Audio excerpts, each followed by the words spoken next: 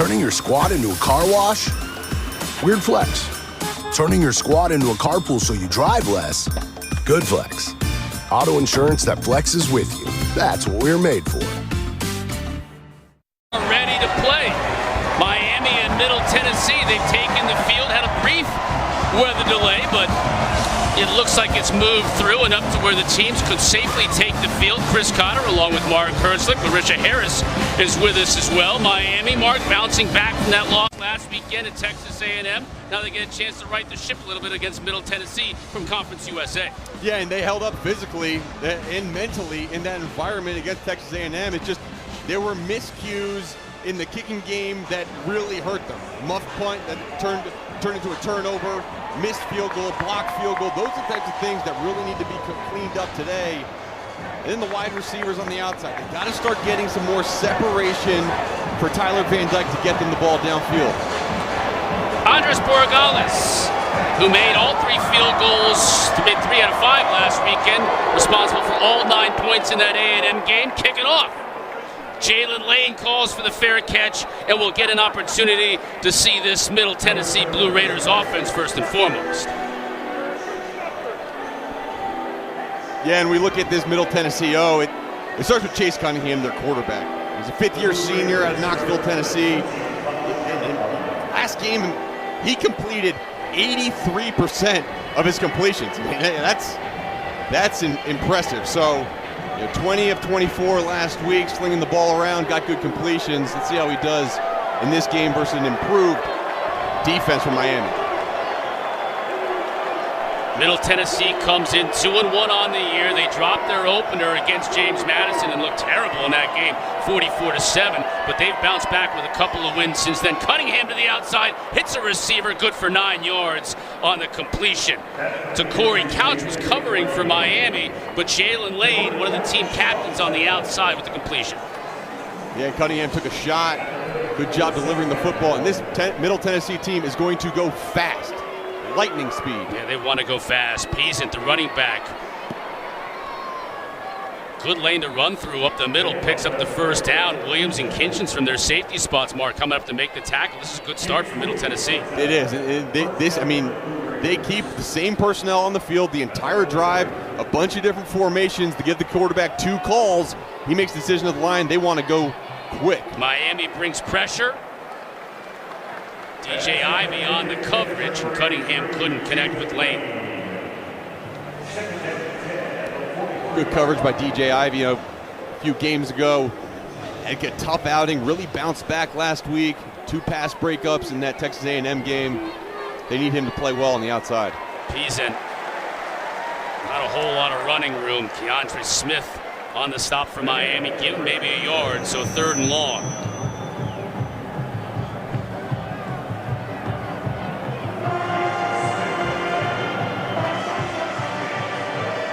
Stacking 3 wide receivers at the bottom of your screen. It's like small to tall. It really is. Look at that. Peasant on the carry, avoids the first tackler. Just lowers his shoulder and picks up really good yardage, Mark. He's close to that marker. He's going to come up about a yard shy. Corey Flagg downfield making the stop. Let's see how aggressive that Coach Stockstill wants to be here with the Blue Raiders on 4th down and 1. Yeah, I think he's going to be aggressive. Brought in their big back, Darius Bracey, 5'10", 215-pound pounder up the middle. And look at Miami's defense. They're all right around that line of scrimmage. Cunningham has one-on-one on the outside. Goes up a little bit of a trick play here. Direct snap to Bracey, but he's going to be stopped initially shy of the yard to make. But he rolled forward. Was it enough? And it was. Great individual effort. Wow. Good job of just pushing that second line. And you see Miami, they're trying to sub defensively. Good job getting their guys on and off quickly because, as we mentioned, Middle Tennessee, they're not going to sub very often.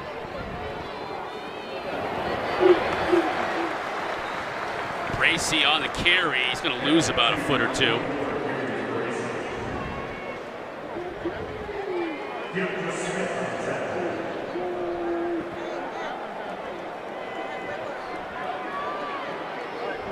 Cunningham back to throw. Now flushed out of the pocket. He's just going to have to try and throw this one away, although he did have a receiver out in the pattern. Couldn't quite connect. I want to let everybody know we're using the feed from the stadium as we don't have all our cameras quite working because of the weather delay. We'll get that fixed and straightened out for you momentarily. Yeah, they got the players and the officials on the field faster. We got our cameramen back with their cameras. We'll show you the images we can until we get all the cameramen and women in place. Great crew here in Miami. 3rd and 11. See if Miami brings some heat. They do. They bring 5. That's got to be a hole. No flag comes down, though, as Cunningham tries to go deep and had no shot at hitting his receiver, Isaiah Gathers. Yeah, you're right. It did look like a holding right in the backfield. Big result of the play will probably be the same for Miami.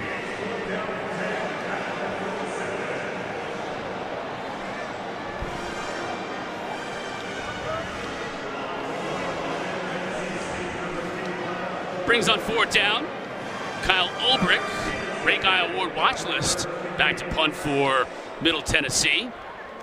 And Ulbrich will look to just cough and corner this one. High kick.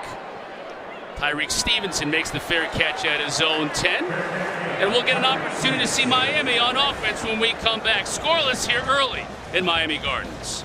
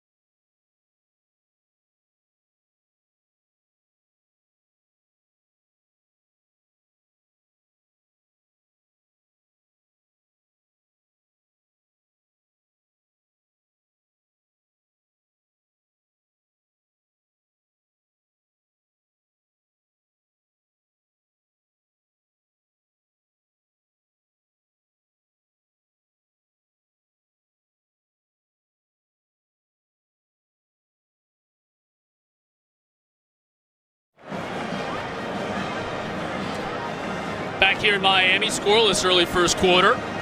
First opportunity to see Tyler Van Dyke in this Hurricane offense. Kept out of the end zone last week in College Station. So looking to get back on track.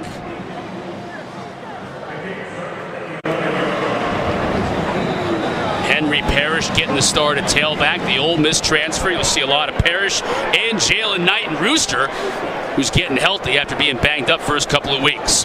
Van Dyke to throw on first down. It's intercepted. Picked off. Wow. Patterson with the interception for Middle Tennessee. And just like that, you'd hope to get the passing game going after being able to run the ball somewhat successfully last week, and it's a pick.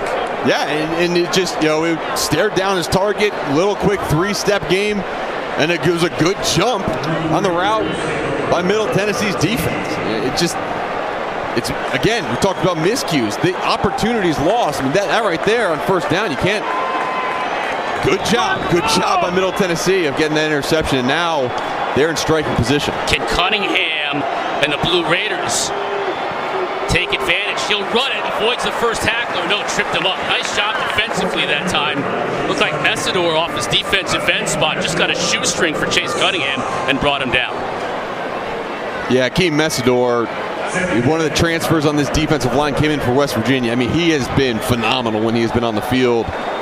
Missed one game with injury, but watch out for number 90 in orange. He is disruptive. Jalen Lane in motion, Cunningham to throw. Underneath and can't complete it.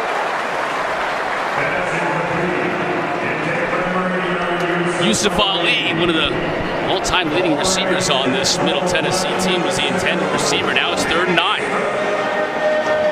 Yeah, 3rd and 9 last time out.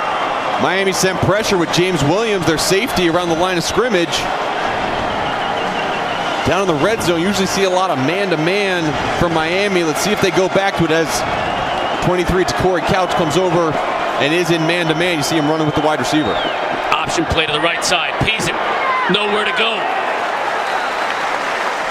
Maybe a yard gain to Corey Couch coming up from that star position, like a hybrid linebacker safety to make the stop. And Middle Tennessee now is going to attempt a field goal to take advantage of that turnover. Yeah, good job by Middle Tennessee on 3rd and long. That was something conservative because they knew they had 3 points, or at least the plan is to get 3 points here. Didn't want to turn any momentum back in Miami's hands.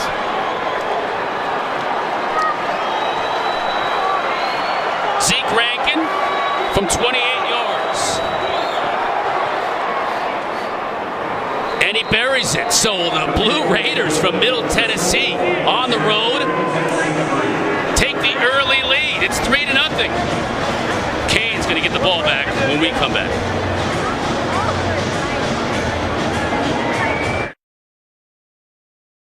We made USAA Renters Insurance for the stuff you love.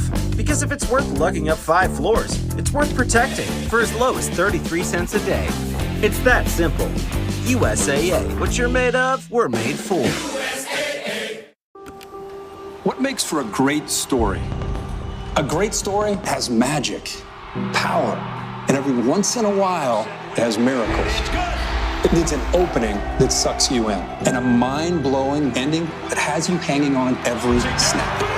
That's what makes for a great story. And as luck would have it, that's our story.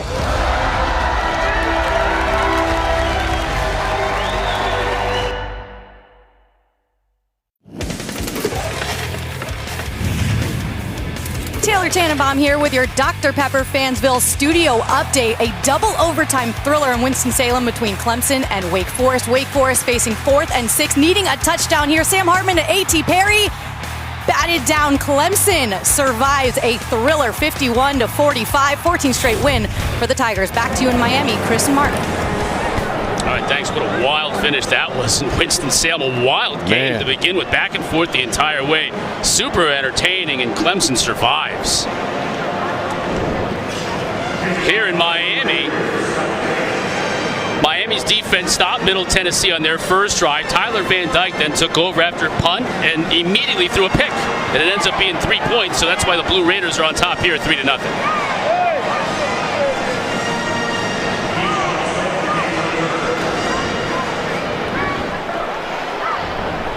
Keyshawn Smith back to return this one from his 3. 10, 15, gets hit hard inside the 20. And that is where Miami will take over once again, hoping to move the ball a little bit better than they did last time.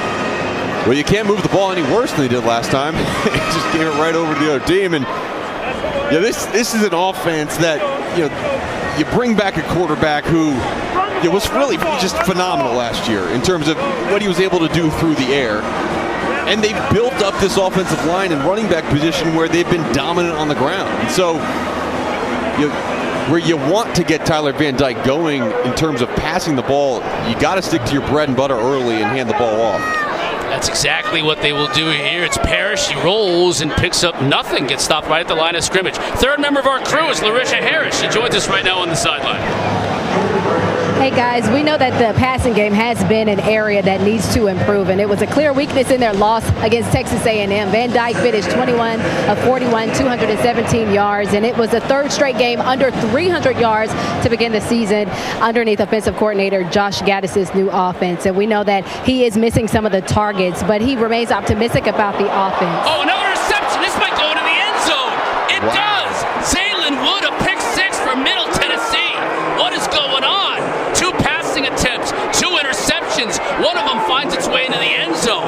Well, I'll tell you what's going on. Middle Tennessee, they came to play football.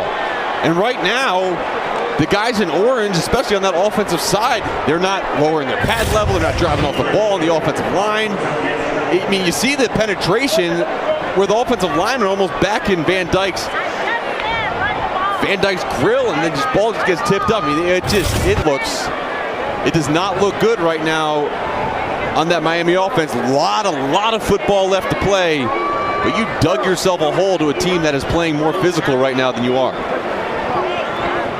Rankin with the PAT. It's good. Wow. What an unbelievable start to this game. Tyler Van Dyke, 2 passing attempts, 2 interceptions. One of them returned 15 yards by Zaylen Wood for the score, and it's 10-0 in the blink of an eye.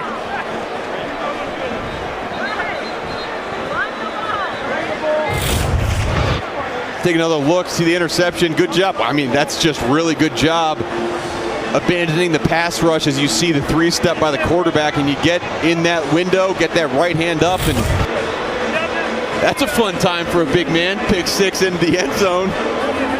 6'1", 280-pound redshirt sophomore from Bowdoin, Georgia. Went to Hearn County High School, and big moment for him. Yeah, that's not his first touchdown.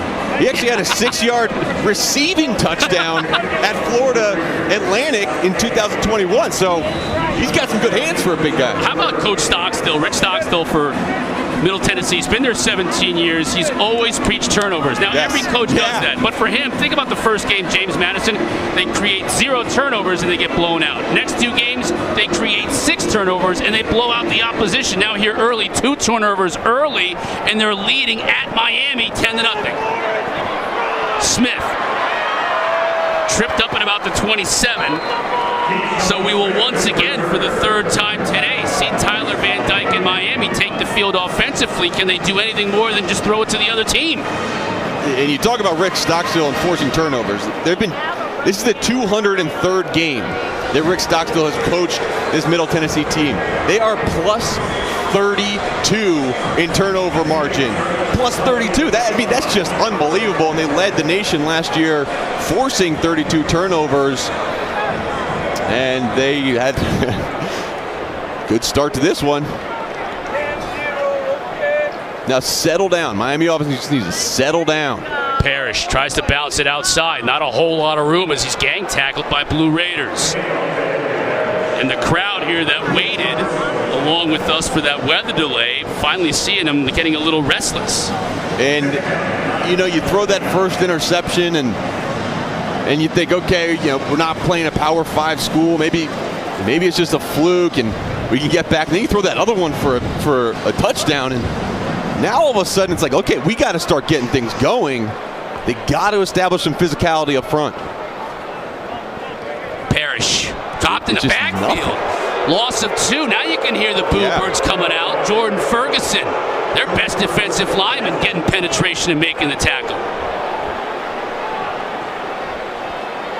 Good job. I mean, we're talking a lot of, on the maybe negative side about Miami right now, but you got to give credit to the way Middle Tennessee has come out in this game. You're playing at Hard Rock Stadium, you're playing the U, and you feel like right now there's confidence built on that side of the ball that White is going to be more physical than Orange. 3rd and 11. Van Dyke to throw. As a receiver, out in the flat, makes the catch close to the first down. He may be a little bit shy. I think he might have gotten it. Good route. Ladson. Did he get it? Good route by Ladson. Good job of getting past the sticks and coming back to the football. Got some separation. You got to get some separation against these defensive backs, and that's been something that's been hard to come by Miami this year. Just have not allowed a lot of room for Van Dyke to fit the ball in. So Ladson was able to convert fresh set of downs, first down of the day for the Hurricanes. Nothing doing for fumble the football. That was Knighton who fumbled the football, and it looked like the Blue Raiders fell. No and way. They did. The third turnover of the first quarter against Miami. Wow. Setting up Middle Tennessee again in Miami territory. This is insane.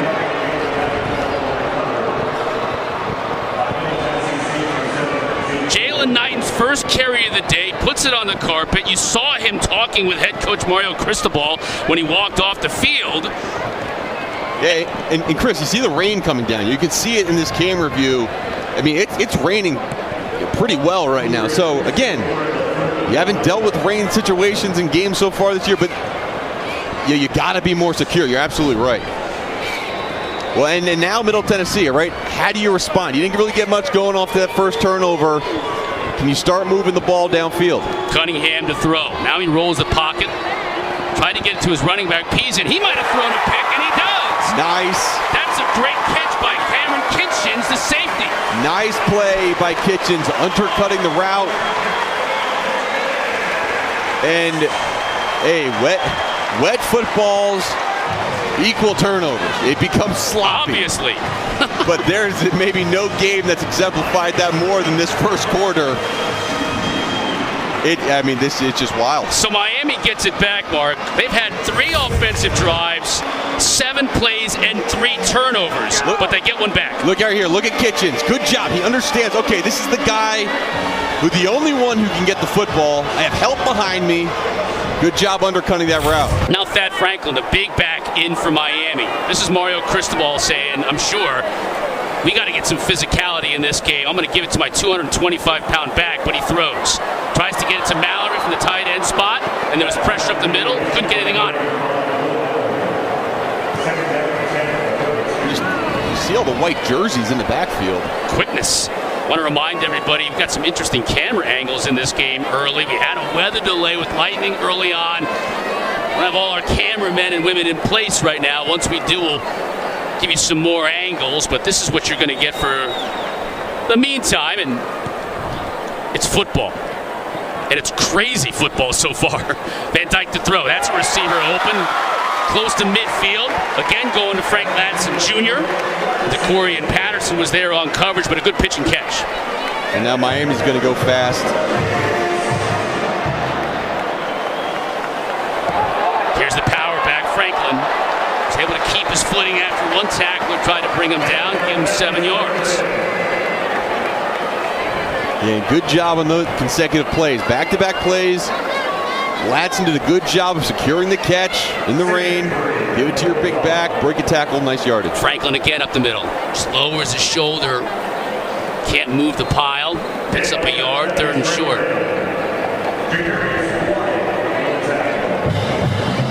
And that's going to be the question on the receiving core. There's only 6 scholarship receivers for this Miami team right now. Xavier Estrepo is out. Jacoby George, he is out with injury. And so one of these guys has got to step up. So far in this game, it's been Frank Ladson.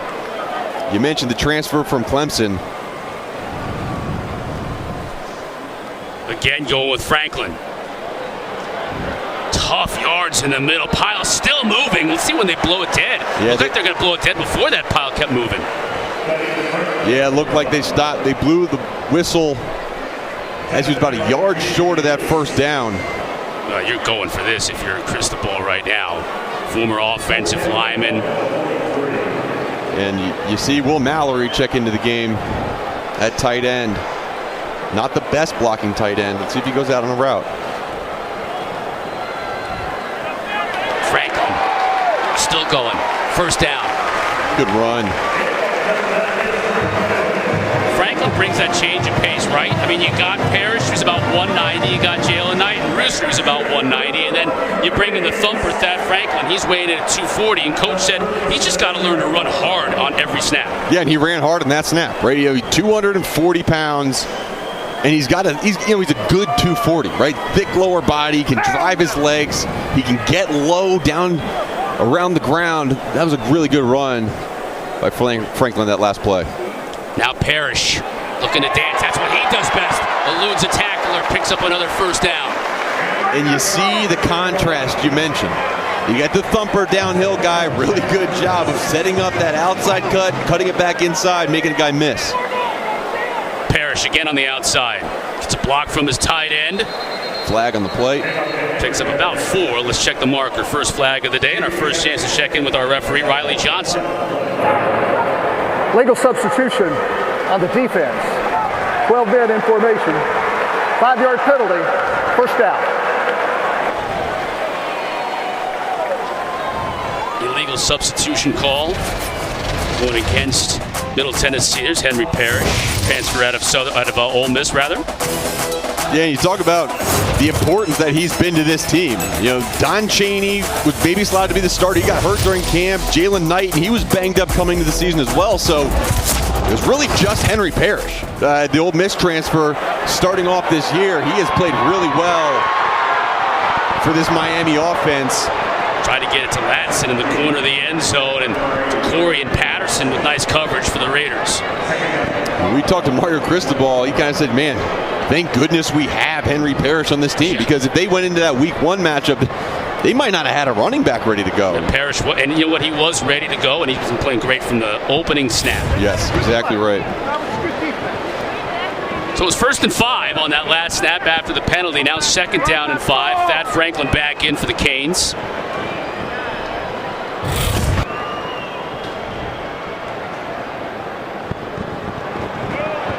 Raiders want to jump. They're not going to get it. Now we get a whistle and a timeout for Miami. Some confusion offensively. Timeout. Miami. Mario Cristobal wants to talk things over. Miami driving down 10 early.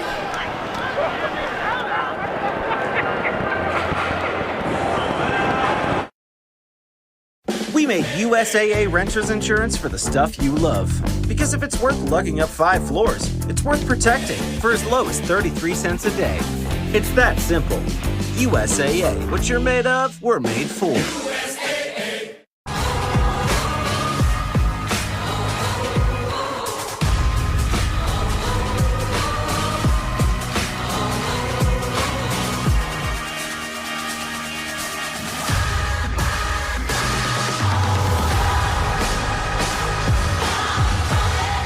Watch ACC football all season on ACC Network with Xfinity.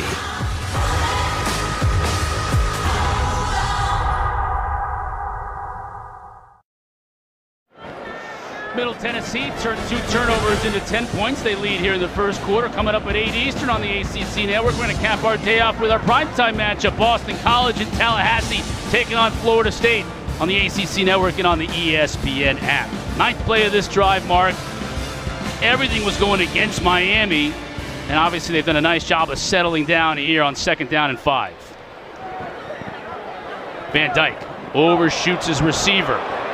That was Romello Brinson, and Van Dyke is not sharp right now.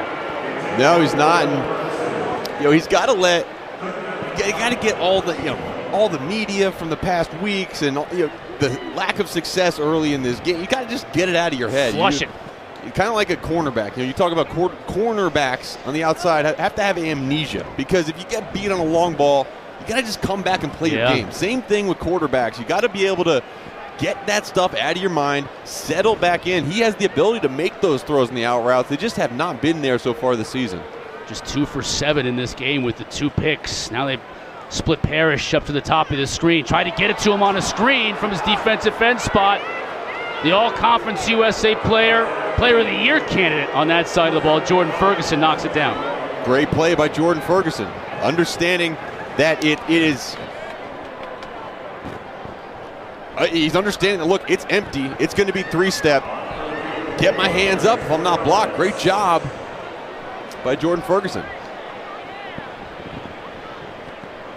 So Andres Borregales will come in and attempt a 39-yard kick. Put the Canes on the board.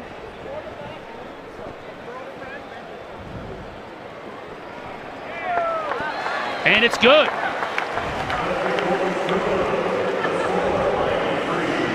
A little bit of a scrum. I'd call that a minor scrum at about the 25.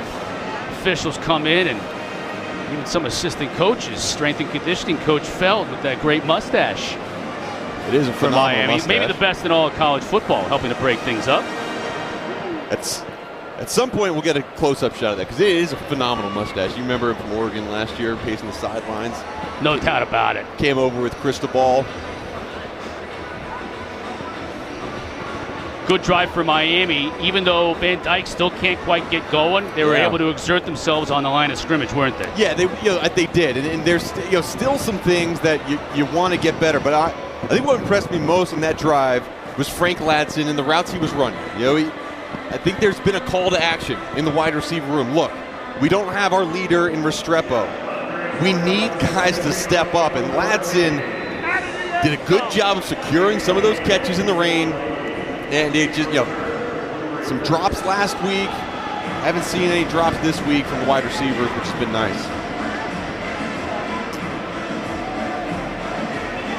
Aurora Borealis is going to put it into play for Miami. And Jalen Lane just watches this one sail over his head. So Middle Tennessee back on offense. 10-3 our score. About just under 5 minutes left to play in this first quarter, which was a wild first quarter. Delayed about 10 minutes because of weather. Got going. 2 really quick interceptions thrown by Tyler Van Dyke before he even took a breath. Middle Tennessee was up 10-0. They hadn't had to drive the length of the field. Their only drive that started in their own territory, they did get past midfield, though. They did. And they have an interception thrown of their own, so now, okay, their offense needs to settle.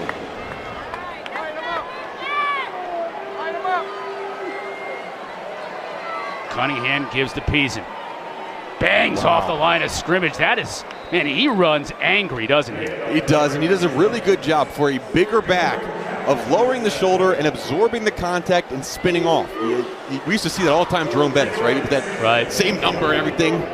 Look at him, no gloves, no pads or anything on his arms. Nothing. Split down here at the bottom of the screen. Cunningham has a receiver wide open. Hits him in stride inside the 30, and he stays on his feet. That's England Chisholm will score.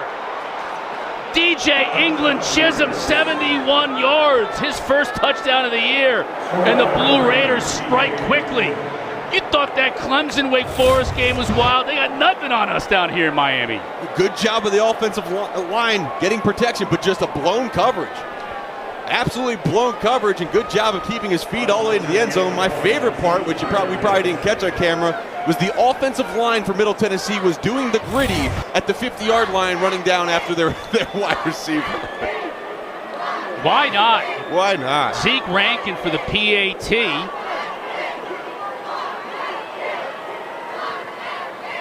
He splits the uprights. And Rick Stockstill trying to do it again, Mark.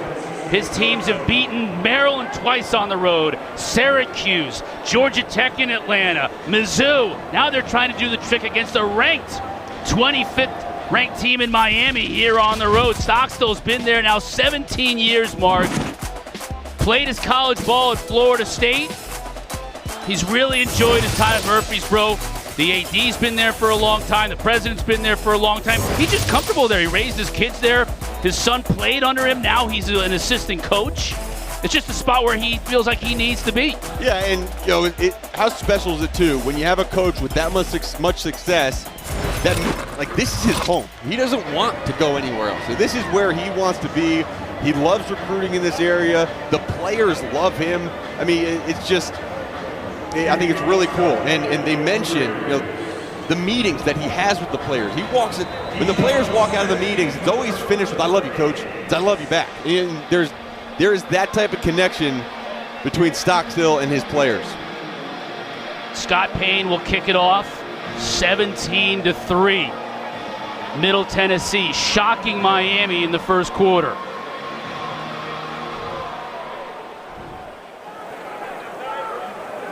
Keyshawn Smith. Out to the 30. Still on his feet. Dropped at the 33. Larisha has more on Coach Stockstill.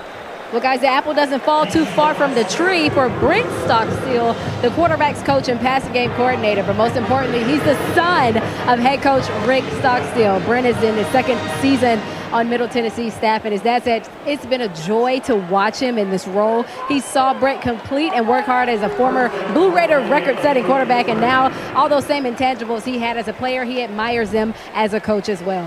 Yeah, Coach Stockstill, Rick Stockstill, was humble when asked who was the better quarterback. Now, Brent, I did a bowl game of theirs. He threw for over 400 yards in that bowl game, right? But Rick Stockstill led Florida State to a couple of Orange Bowl appearances back in the late 70s and early 80s when Bobby Bowden was just starting to build the Seminoles. So he was a pretty good quarterback himself back in the day. Yeah, and you had some good players on this coaching staff, also some good coaches. I mean, when you look at the coaching staff that Rick Stockstill had, Scott Schaefer, he was 3 years as a head coach, and Tommy West, the D-line coach. Tommy West. He's the D-line coach. Right. Obviously at Chattanooga, Clemson, Memphis, but he was a fifth-round pick in Major League Baseball by the Cubs. And then he played at Tennessee and Tampa Bay in the NFL. Nice catch. Wow. See, now here's Ladson. Yeah, you talked about it. He's stepping up. He is, and they got to have someone. They got to have someone step up. They have talent, right? I mean, these are a bunch of four-star recruits that came in. Although they are young, Ladson, the oldest of the group, you got to get someone to step up. Good job by Frank. Van Dyke to throw. Avoiding a couple of tacklers. Romello Brinson, linebacker Christian Dixon. Transfer from Towson brings him down. Second down and about 4. Sometimes at that wide receiver room, right, success becomes contagious, where you're watching a guy that you're playing with on your team making some good catches. That carries over. Romello Brinson, good hands catch on that last throw. Parrish straight up the middle. He's able to fall forward for an extra yard or two. That's enough to move the sticks. Parrish loses his helmet in the activity. He'll have to come off for a play. Jalen Knighton back on. Let's see how Rooster does here after fumbling in his only carry of the day.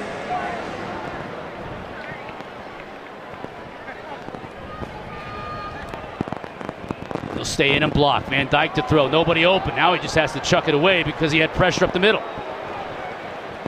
Yeah, it was good pressure. That was Jalen Knighton's guy he had to block. I think it was Raekwon Hartley, the linebacker, coming through, getting that pressure.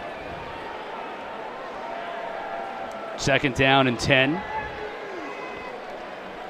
Coach Cristobal, when we were talking to him earlier this week, he talked about the times that they were able to hit Max Johnson last week at A&M and how many times Van Dyke got hit and how there was a discrepancy. They were doing the hitting. In this game, Van Dyke's gotten dropped a couple of times.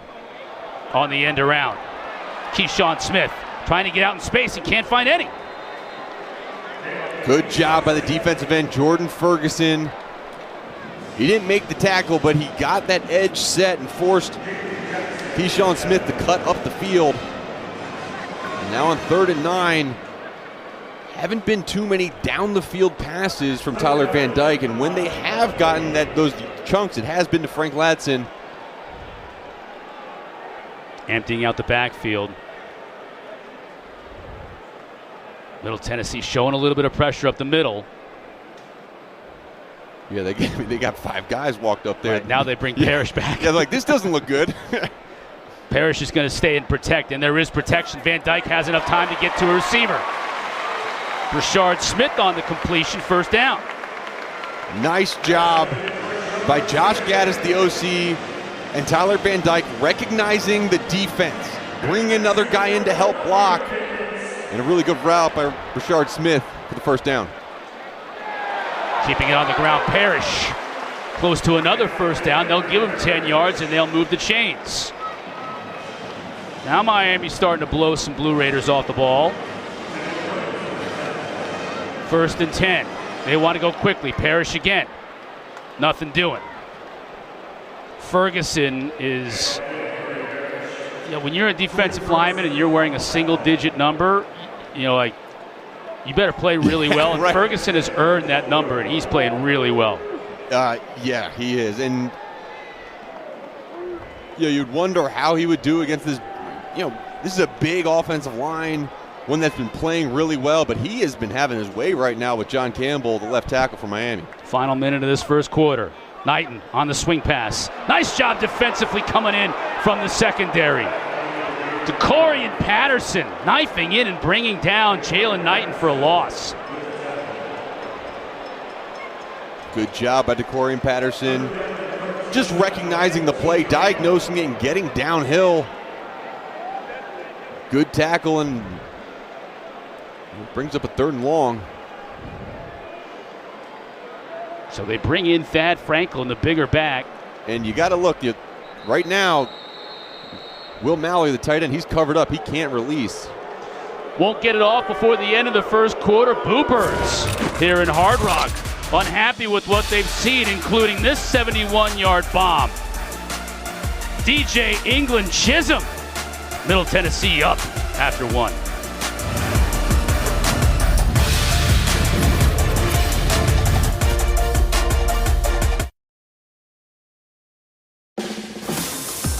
Turning your squad into a car wash? Weird flex. Turning your squad into a carpool so you drive less?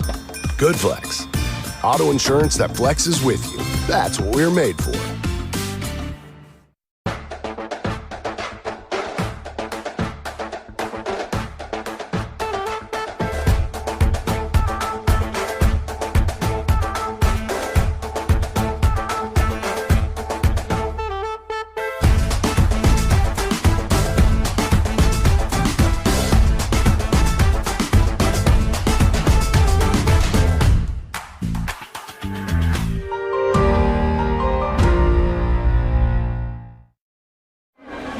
First-year head coach Mario Cristobal coming off his first loss since returning to his alma mater as the head coach.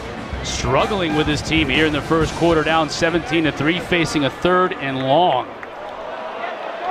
Middle Tennessee brings pressure. They hit Van Dyke, who has a receiver in the end zone and falls down. Flags all over the place. It looked like Middle Tennessee jumped. It was a free play. Offside. Defense, number 9. 5-yard penalty. 3rd down. Well, Ferguson jumped, so that gives a reprieve to Miami in this offense.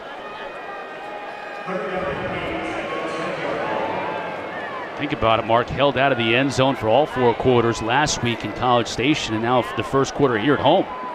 Got to find a way to hit pay dirt. And look at all the white jerseys around the line of scrimmage. Think they're going to bring pressure? That's man-to-man all the way. Let's see if these wide receivers can get open.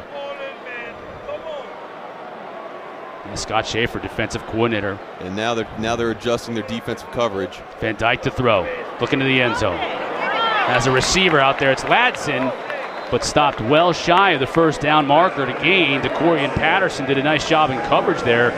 So now what do you do? Well, they had a lot of moments last week where they had 3rd down plays where they ran the football and they said, look, we would go for it on 4th down and 2 or less. Now, this is not that case. This is 4th down and 4, which makes it there a lot less options in terms of run-pass options. This one's probably going to go through the air. Yeah, they're going for it here. They got that Franklin split at the top of your screen. And Middle Tennessee just can't jump. Don't give them a free 1st down. Van Dyke to throw to the end zone. Wow. Try to hit Mallory, and a lot of hot sauce on that pass goes through his hands. Turnover on downs. Wow. Yeah, again, you're down towards the red zone. You want to put it at the face mask of the wide receiver, but this it was a little too high, had a little bit too much heat. Good job by Middle Tennessee holding him out of the end zone again.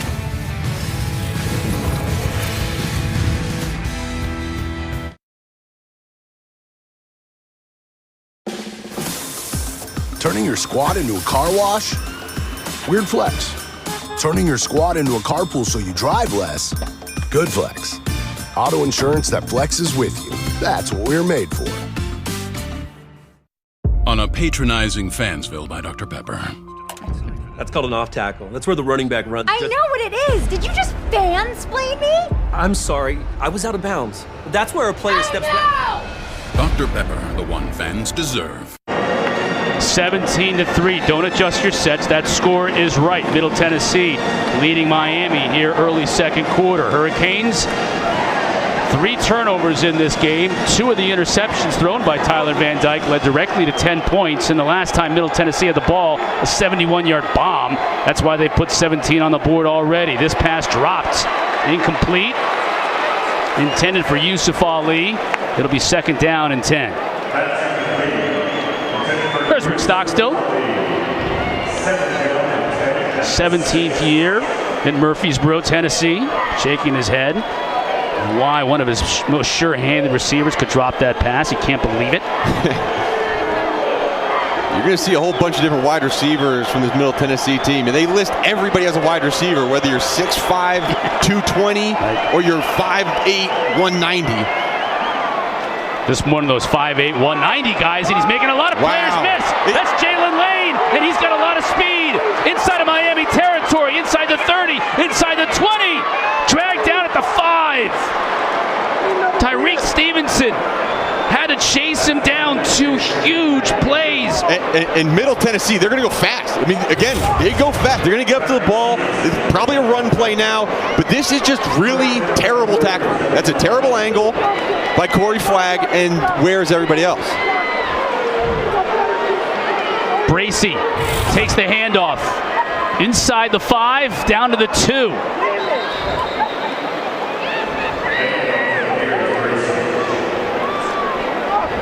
Two gigantic blown coverage is by Miami. Hadn't allowed a play of 50-plus yards all year. 2 in the last 3 plays. Bracey again, nowhere to go. Just swallowed up that time by Jafari Harvey. Miami defense has got to bow up here, Mark. Yeah, they do. Harvey, really, really good player. The defensive line for Miami, they are really good. They're really good.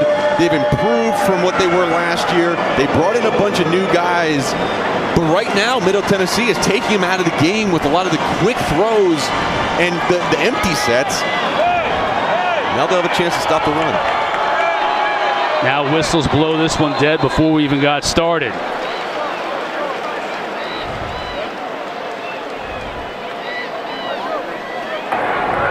False start. Offense. The left guard. 5-yard penalty. 3rd down. Defensive front. A lot of transfers, Mark. And Cristobal said it. We went out there in the transfer portal purposely to try and bolster ourselves, and that's what they did. Yeah, and they did. And you see Akeem Messidor, mentioned him earlier from West Virginia. He has been phenomenal for them. Darrell Jackson, number 6, the big man up front, has also been a force to be reckoned with in the middle. He's out of the backfield. Cunningham's going to take it himself inside the 5. He'll score! Wow. Well, Chase Cunningham had an ACL injury last year. We talked to Rick Stockstill. He said, look, he's athletic enough. He can run the football. Not as great as he was last year. This was great. I mean, good job by the offensive line. Just where is everybody? Poor read by Corey Flagg, number 11. He buried his nose up in the line of scrimmage, didn't see the puller, and wide open lane for Cunningham to run the football in the end zone. That puller was big old Jakeem Graham, number 64, paving the way for his quarterback. The shocking score in Miami Gardens continues. 2 huge plays leading to 2 Red Raider scores.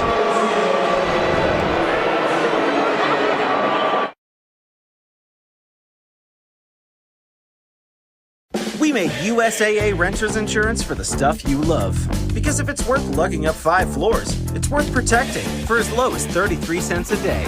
It's that simple. USAA. What you're made of, we're made for.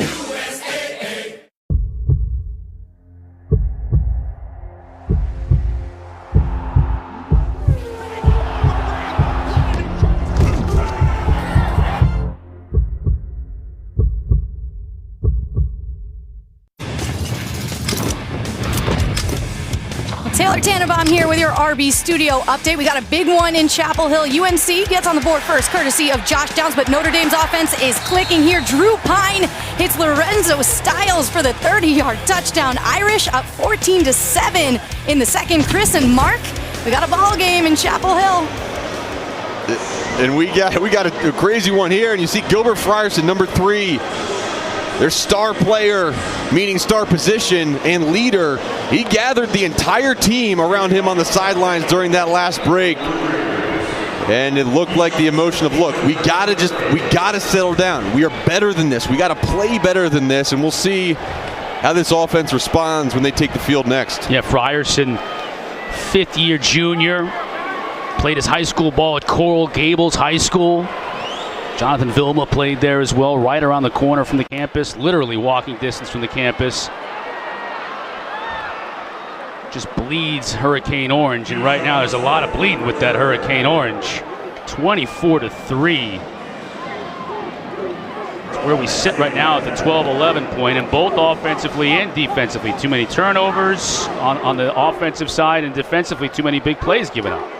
Yeah, and some of it honestly feels like lack of effort, which is hard, right? That stuff can't be coached. You got to go out there and you got to give the effort, but on that last long catch and run by Middle Tennessee, you just didn't see the guys really straining to make that tackle. Pressure on the edge. Van Dyke steps away from it, looking for a receiver. He'll take it himself and put his nose down and just get back to the line of scrimmage. Time now for Food Lions Food for Thought. So we look at Tyler Van Dyke, and he just, the passing game just hasn't quite been there. And one of the things, Mark, when you look at it too, is Will Mallory and Elijah Arroyo. He's got one of the best tight end tandems in college football. No touchdowns so far for those guys. Now, Mallory had 6 catches last week, but I just feel like he hasn't quite been able to get in sync with those guys, nor his receivers on the outside. Yeah, I think those numbers are a little bit misleading. I mean, they look practically the same, but those numbers from last year, they include the first 3 games that he ever played, and that he was not in rhythm. Towards the end of the year, he was on fire, and the average yards per completion were way up, the yards per game were way up, and so it just feels again like this offense isn't clicking in the pass game. He hit Mallory there to get him close to first down yardage, and now Parrish gets free on the outside. But there's flag a flag down behind the play. Yeah, Mark. Holding.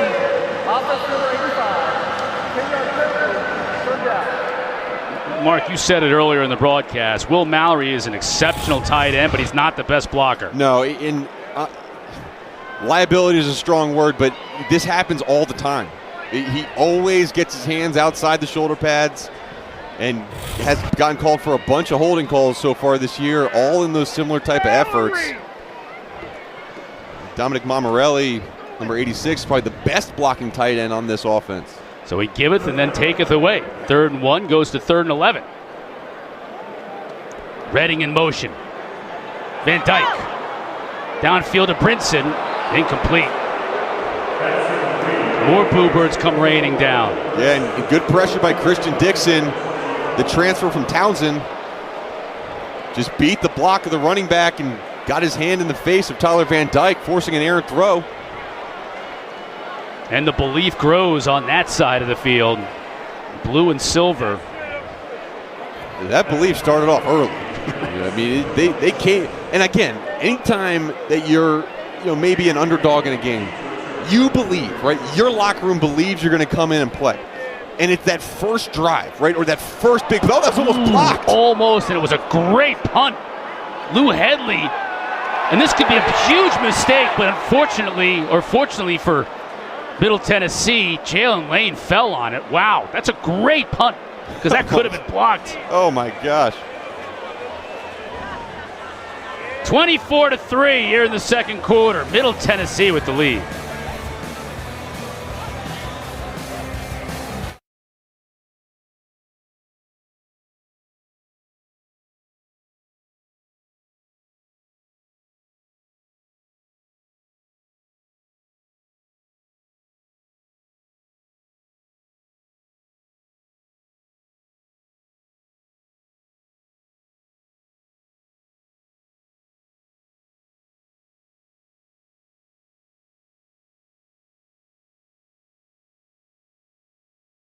With insurance from auto owners, you can relax knowing we got you covered.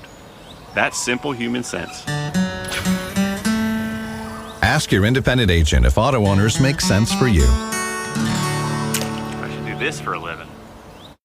It's already 93 billion light years across. And it's still expanding. Sure makes you feel small, doesn't it? I still feel pretty big. I still feel pretty big. Back in South Florida, I misspoke. That's Will Hutchinson, who almost got his punt blocked. Instead, he uncorks a 57-yarder. And Jalen Lane almost makes a huge mistake for Middle Tennessee, but he falls on it. Yeah, and for these Blue Raiders, they've already blocked 2 this year, and under Rick Stockstill, they've blocked 50 total kicks since he's been here. Peasant with the carry, 4 yards.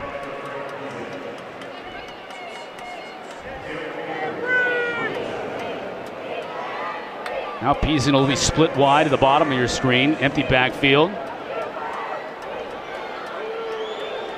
Here you see Chase Cunningham's numbers. He's just had 2 huge pass completions. Cunningham underneath.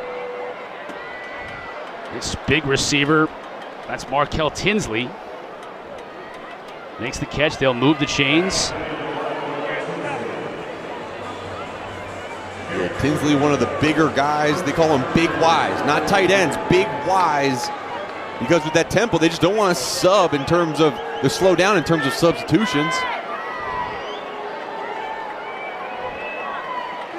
Nice job defensively by Miami, and James Williams, Darryl Porter Jr. on that screen fighting through the block.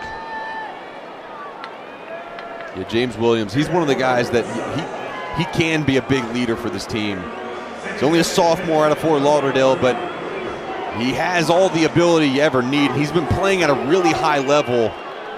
He'll mix between that free safety and down in the box role for this Miami defense.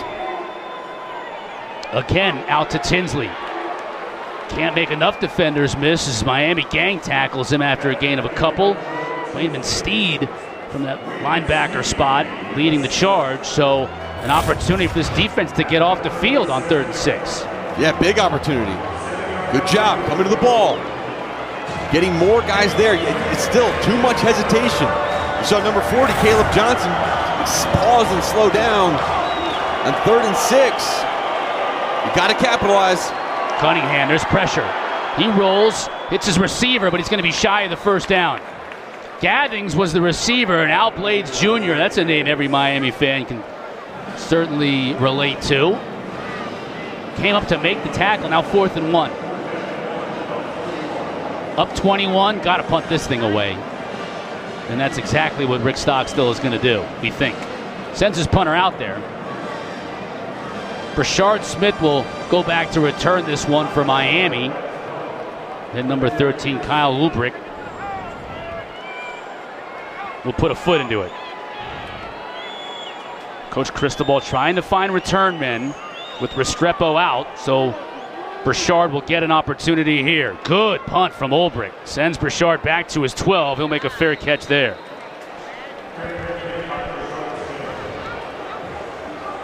Another chance for the Canes, trailing 24-3 here midway through the second.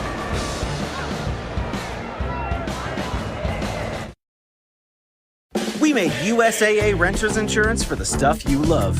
Because if it's worth lugging up 5 floors, it's worth protecting for as low as 33 cents a day. It's that simple. USAA, what you're made of, we're made for. USAA. It's already 93 billion light years across, and it's still expanding. Sure makes you feel small, doesn't it? I still feel pretty big. I still feel pretty big. Back to Miami, where the Blue Devils lead the Hurricanes 24-3. Right before the break, I saw Xavier Restrepo, who's the wide receiver, out due to injury, talking to his quarterback, Tyler Van Dyke, just giving him a pep talk and also talking to the receivers, reminding them of who they are. Restrepo told the wide receivers that they need to step up and do their job and get open, but he also reminded Van Dyke of his ability and said, it's time for you to take over the game and do what you do best. Let's see if he can do it right here. Ladson on the receiving end, another marker down at the line of scrimmage. Ladson picks up about 6. Lined up in that unbalanced formation again where the tight end was covered up, so you wonder if there's a illegal formation. There it is. On the offense, more than 4 players in the backfield. 5-yard penalty, first down. And they're lining up where they, the last man on the line of scrimmage towards the left side is an offensive lineman, so you got to have two wide receivers or two receiving bodies to the right side on the ball. It didn't look like Ladson was on the ball all the way. First and 15 for the Canes. Still no trips to the end zone. Ladson, oh, he took a big hit in the middle of the field and hung on. Impressed with Ladson so far in this game. Good throw, little on the back shoulder. Tyler Van Dyke saw that safety coming over. Trey Fluellen got him right in the kidney. Yep. Yeesh. Second down and 1. So good pickup after the penalty. Again, look at Middle Tennessee, all up in the line of scrimmage showing pressure. Got 6 in the box, and they're bringing them all up the middle. Picked up. Overthrew his intended receiver, Michael Redding.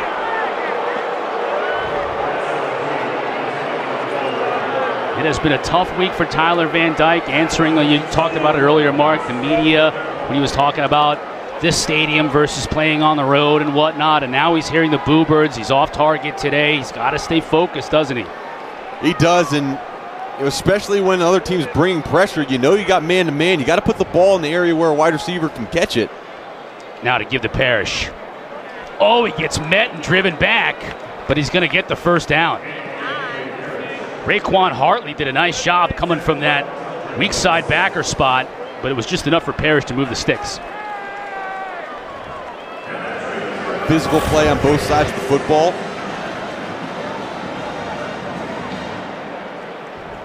Good job of just getting that extra yard. Van Dyke, pump fake. Has a receiver downfield, covered nicely, maybe too early. Yes, it was. Fluellen just got there a beat too soon, and that'll be pass interference. Yeah, and who knows if that was catchable or not, but. Number 17, 15-yard penalty, and an automatic first down. Yeah, that was a smoke screen. They pumped the outside bubble and sent the guys long. Yeah, that's a good call. Got there too early. Ball was catchable. So a break for Miami now as they can get out of the shadow of their own goalpost. Knighton on the carry.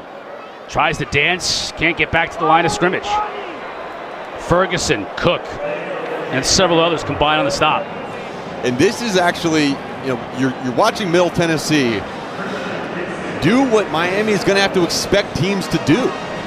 They're going to load up and stop the run and force Miami to beat them through the air. Until Miami proves that they're going to get the ball downfield to these wide receivers. Look at Middle Tennessee. They're just, there's 7 to 8 guys right there to stop the run. And they bring pressure on the edge. It's picked up, and that play was read beautifully by Van Dyke. Arroyo on the catch. He'll be close to the first down mark. Let's see where they mark it. Teldrick Ross was there to finally push him out of bounds, but he saw the pressure coming from the right side mark. Check to his tight end here on the left. Yeah, and good, right? A good job of getting it to your tight end. Understand there's going to be one-on-one coverage. A little bit loose defensively by Middle Tennessee, and now on 3rd and 1, got that big back in the game again. Franklin in the eye, gets the carry, sidesteps a tackler, doesn't get there though. Stuffed. It's going to bring up 4th down. Like Ralph Mency, number 94, was the first one there. It's good job by the linebackers. 34, Christian Dixon getting downhill on 3rd and 1, and Miami, they're going for it. Parrish, close. Stuffed. I think he got there though, Mark. Close, so close. I think he did get there. Yeah, he did. Middle Tennessee won't like it as they're celebrating, but he didn't have to get far, and he got just enough. Had to get about maybe a foot, and he got there, according to the officials. The ruling on the field, the runner made the line to gain. First down. And let's see, they got to get to the 49-yard line. Under further review. It's going to be really difficult, Mark, to change this. Yeah, I think he got there anyways, but... And gosh, man, it's like right at the 49. Coach Sox still with a smile. Still has to be pretty happy with the fact that on 2 consecutive plays, his front bowed up. And that yard was not easy to get in those last 2 plays, man. It sure wasn't. And on the defensive side of the ball, I mean, when you got 3rd and 1, and you're almost stopping them, you give up 1 yard in 2 plays. Like, that's really good run defense. And let's see, right there, it's so hard to tell from this angle whether that ball in the left arm, that nose touches that 49. And again, because the call on the field was a first down, I don't see them overturning it. Yeah.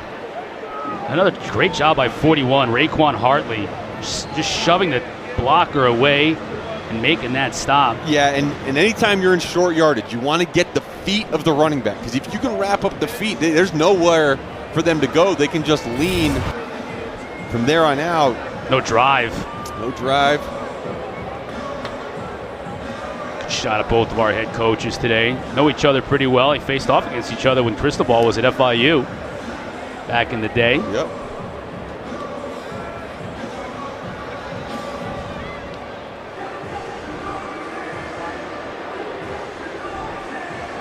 Both wanting explanations from the officials. That's great. Yep. And regardless of the outcome of this, there's 2 very different feelings in very different tastes in the mouth of both these coaches. Cristobal's like, man, we are having a tough time getting 1 yard. And Rick Stockstill's saying, man, this is what we want on the line of scrimmage. Our referee, Riley Johnson, consulting with the replay of booth up here. Rusty Acree is our replay official today. We get one more look at it. I just don't see any looks that will change this call on the field. The call on the field is a first down. Got to get to the 49. Yep, and right there the ball's back, but a half a second earlier, the ball swung forward in his arm, and it looked like it was touching right at that 49-yard line. Now, they'll place the ball possibly with that tip right at the 49-yard line, and then they might remeasure. After review, the ruling on the field stands. First down. There you go. Exactly. There's not enough evidence to overturn that call.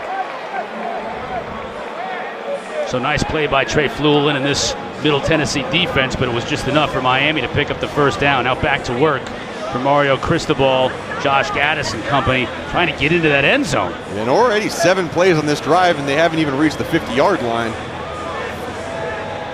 They're taking some time off the clock for sure.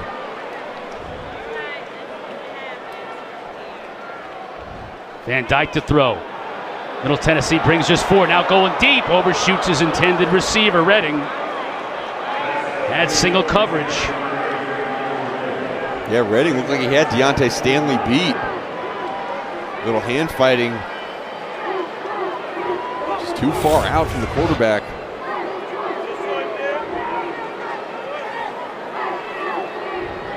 Just not on the same page right now with his wide receivers.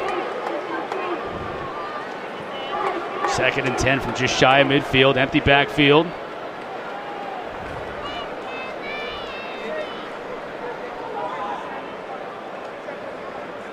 Van Dyke looking near side. That's Ladson.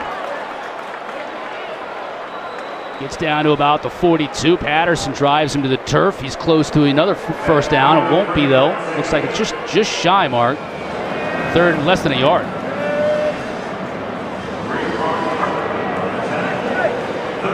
They'll keep Parrish in there, try and pick this up. In Middle Tennessee, defensively, they're okay. You want to catch the ball in front of us? That's fine. We'll come up and make a tackle. Keep that clock running. Up 21 before half.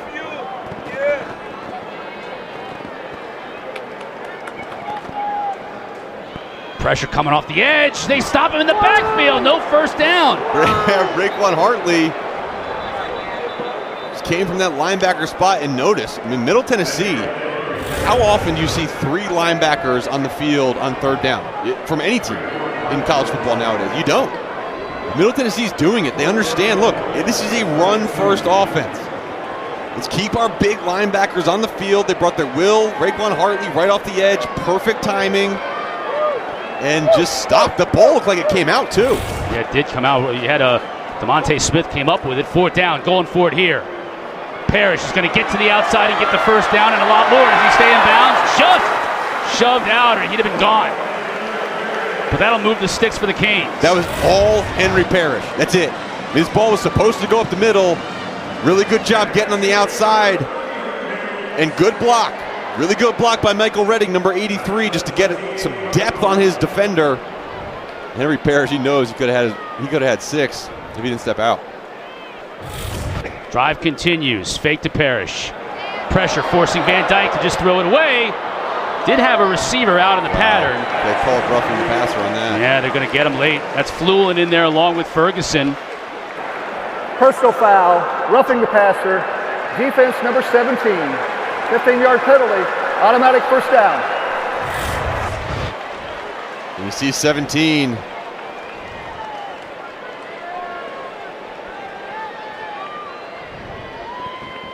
I don't know. I don't see it. It was all in one motion. Again, you want to protect the quarterbacks, but I don't know whether they said he hit him in the helmet or what it was, but Canes will take it.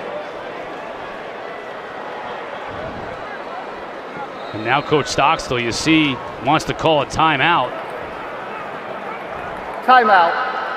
Middle Tennessee. He's fired up about something. Of this half. yeah, he's fired up about the call. And not because he thought it was a bad call, but just, again, you don't need to push at the end by Trey Flewellen.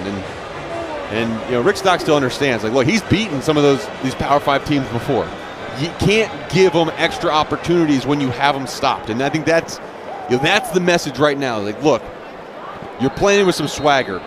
You're playing really good football, but this is still Miami Hurricanes, and you can't give them those extra opportunities, putting them down in scoring range. You mentioned the FBS Power 5 teams that he's beaten in his years at Middle Tennessee, a couple of times with Maryland.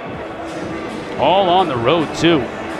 Yeah, well, Middle Tennessee doesn't get to host many Power 5 games. You're not going to Murfreesboro very often. Lovely town, though, in Tennessee. I got to tell you that. Near Nashville and Knoxville. It's a beautiful spot.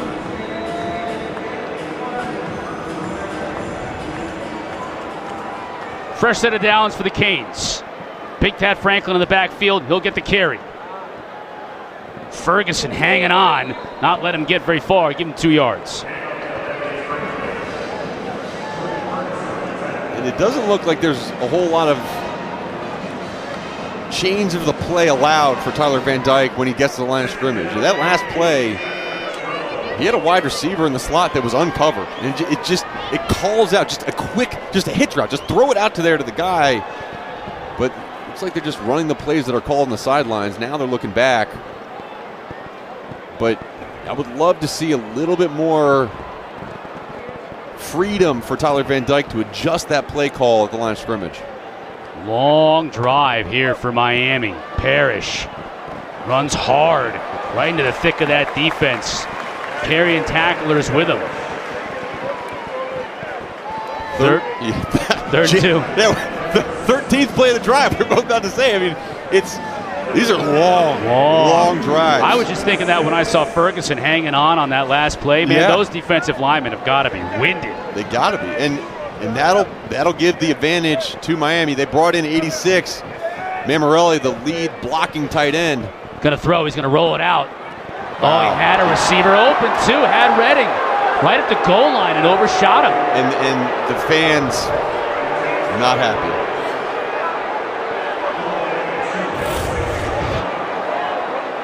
This is it. This is exactly what you want. You got your guy. Quick outside route. Beat the guy to the flat. Now, we don't know whether, Redding's look at that. Fans exasperated. And whether it's the route depth or just inaccuracy of the quarterback or the two combined. There's always a reason, but those have to be completions. Now 4th and 3. We've already converted 2 4th downs on this drive alone. Henry Parrish now in the backfield, in motion. Gets it. He'll walk into the end zone. Touchdown, Canes.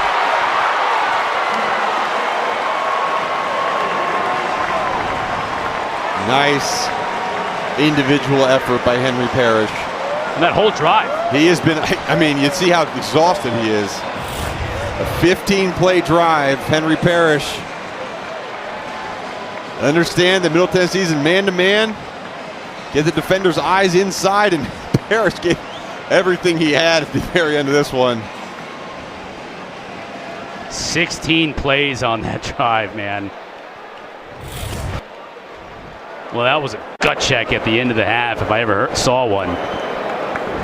Borregales hits the PAT, and I spoke too soon, though. There's a minute 20 left to go. We ain't at the end of this half yet.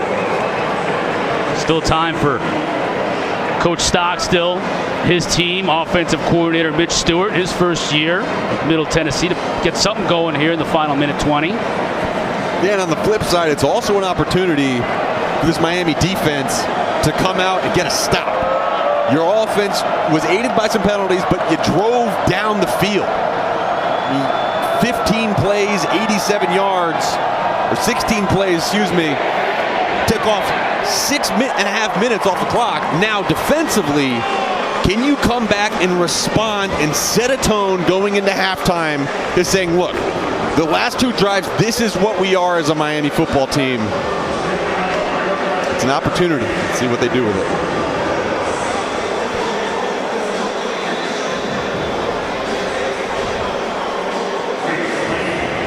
Blue Shoot Borregales will kick off. Jalen Lane deep alongside Yusuf Ali.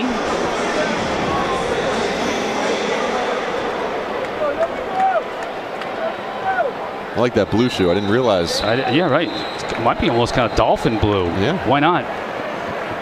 Here in this stadium, matches the seats. Dolphins against Buffalo tomorrow, right here in this very stadium. And boy, there are a lot of Buffalo Bills fans in town. All right, minute 20. How aggressive do you want to be if you're Coach Stockstill and your offensive coordinator, Mitch Stewart? I want to be aggressive on first down. You want to see if you can break another big one. Then if you get to second down and long, maybe you're more conservative because you don't want to give the ball back to Miami with time on the clock. 2 timeouts on the board for Miami, too. Peason will run it. He won't get anywhere.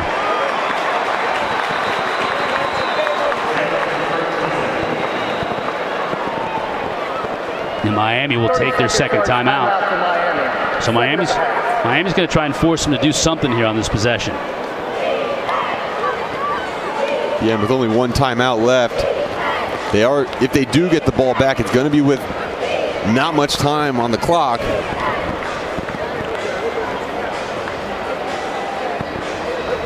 But you talk about a minute 12 and the fast-paced offense that Middle Tennessee has, and you talk to the coach, they didn't even install a huddle. They don't that's not a part of anything. They don't know how to do it. No. And so they're used to going. Operator, let's put 1:13 on the game clock. 1:13. Thank you. They know how to go fast. Pretty much every drive is like a 2-minute drive. So if they can get something going, there's plenty of time for them. But as Mario Cristobal is trying to do, he's trying to get that stop so Miami can get another shot to put the ball in the end zone. Got Peason at the top of your screen.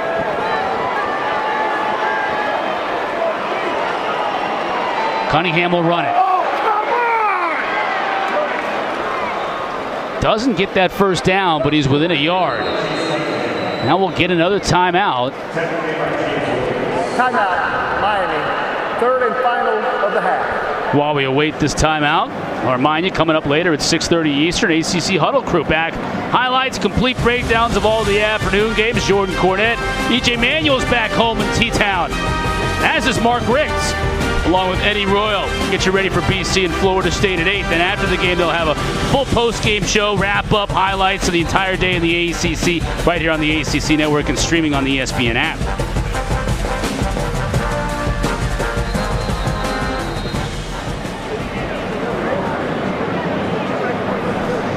What do you want to do if you're Middle Tennessee here? This is interesting. You can be really aggressive. You can just try and pick up, be conservative, just try and pick up that first down, get yourself out of trouble.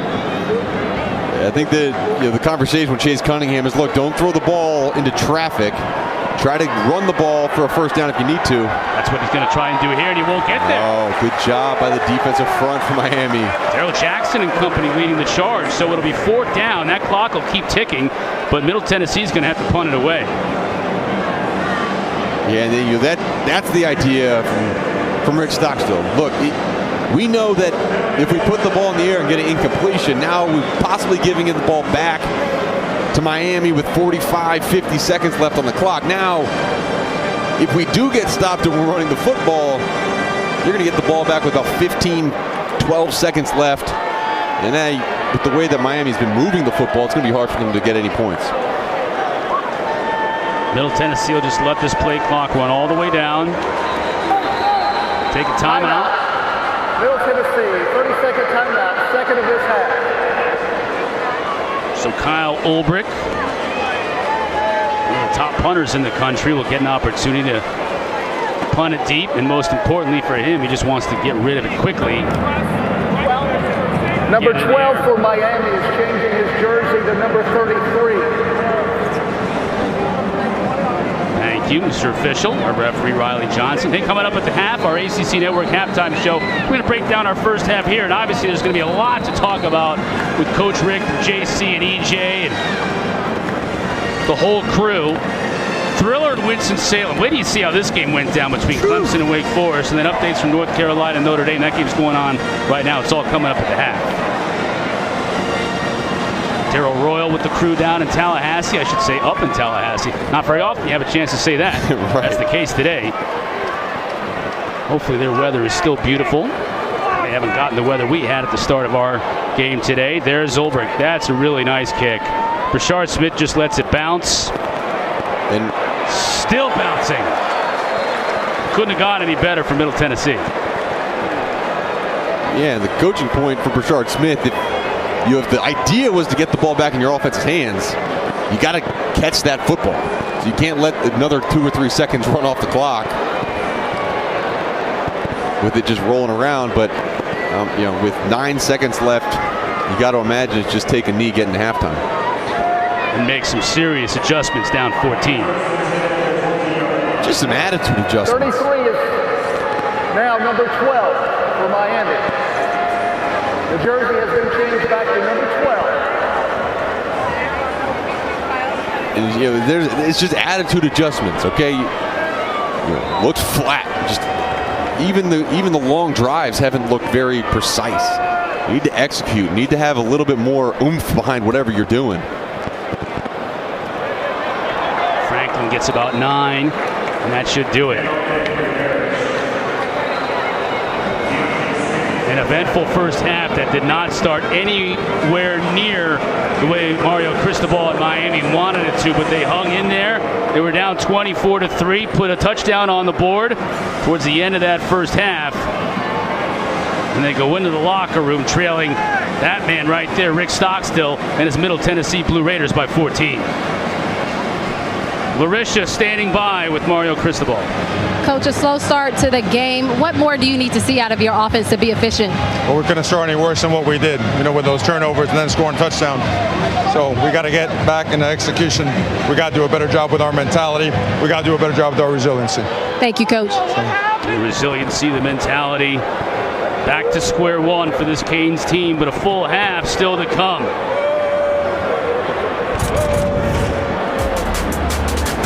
All Blue Raiders early, turning turnovers into points and big plays. Miami fighting back to stay in the game. Jordan Cornette, the rest of the crew for the ACC halftime. Your father knows about saving money. Everything I'm wearing, I've had since boot camp. And I just saved on my car insurance for driving safe with USAA. Auto insurance that flexes with you. Keep the fit. That's what we're made for. Guys, I got a game today. I need a ride. But it's only Saturday. Exactly. Oh, yeah. College kid. Who took my helmet? Ready. Where are my socks? I need more club. Have you seen my pads? Fashion. I'm coming, Baker. So where are we headed this week? Texas. Texas? Road trip. Report, guys. Take it over. Back at Hard Rock, start of the third quarter. Miami, bamboozled at the start, was able to come back and keep it a game down 24-10. Alongside Mark Hertzlick, I'm Chris Cotter. And Mark, at least if you're Miami, you could say we get a little bit of momentum from that touchdown drive and a little bit of a better defensive stand at the end of that first half, carrying into the second. Yeah, and you got to change the mentality. Mario Cristobal said it going into halftime. You got to come out and play football like your hair's on fire. Right. I mean, you just see lackluster effort from pretty much everybody on the Miami football team. So, whether it's the turnovers that get you down or the big plays you gave up, it just got to be different. And start out right here. Your first pass of the game, interception thrown, and then this was on the second pass of the game, another interception thrown for a pick six, and then the third series you fumble the football. So that's how you start offensively. And again, obviously that's not good enough. Defense stepped up, got a turnover of their own, and then a bust defensively led to this long touchdown pass. And it just has been back and forth with turnovers, big plays. It's been issues really for Miami, and then Middle Tennessee hasn't done much besides those two big plays. But you mentioned that long drive to end the half for Miami. You get a 16-play drive, 6 minutes off the clock. You got to build on that as you get the ball back to start the second half. Keyshawn Smith tripped up before he gets to the 20, so Miami will start inside their own 20-yard line. Tyler Van Dyke, his numbers, nothing to write home about in that first half, and he was even hearing it from the crowd here at Hard Rock. It's 13 of 25, 114 yards. The touchdown that you saw to Parrish in those two picks at the very beginning of the game. Yeah, well, at least he's back in the positives in terms of passer rating. His passer rating after the first two throws were negative 200. That's right, basically as bad as you can get. But he's had Frank Ladson step up on the outside at wide receiver, getting some separation. To throw on first down, has all kinds of time over the middle, hits a tight end Arroyo. First down for Miami. Sent it down to the field in Larisha Harris. I spoke with head coach Rick Stockstill, and he told me that he was proud of the way his guys played defensively. They had big stops, and they were able to stop the run as well. But as it pertains to his offense, he says he needs to see more. They only have 5 first downs, so he wants them to be a little bit more explosive on the back end. He said, hey, they are doing a great job to keep that momentum going. He had to emphasize, guys, we're not scared. We've been here. We've done this, so let's continue doing what we're doing now. Yeah, they have. And to your point, Larisha, 160 yards on 2 plays. 26 other plays and only 76 yards covered on those other 26 plays. Yeah, and good thing they don't take plays off the game. That's what's been keeping you in it. And on the other side of the ball too, you look at Miami. Their yardage in the first half just was not there. They ran a ton of plays, but were not able to get big chunks on anything. Now here's 2nd and 8. Play fake. Going deep, trying to get Ladson, who's tugged on his jersey. Oh, yeah, and there now you go. The flag comes. Yeah, that was obvious. Jalen Jackson was beat and just had to grab a handful of jersey. Yeah, the field judge waved it off, didn't throw a flag, but you see the back judge. Defense, number 23, 15-yard penalty, automatic first down.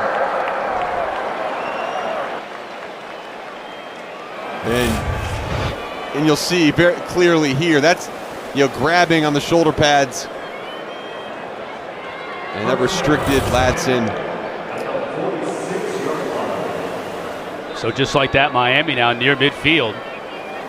They'll bring the big back, Thaddeus Franklin, in. Third defensive penalty of the game against Middle Tennessee.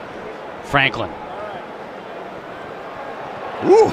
Running tough, picking up 2 yards the hard way. First half stats of the game, you can see the yardage difference.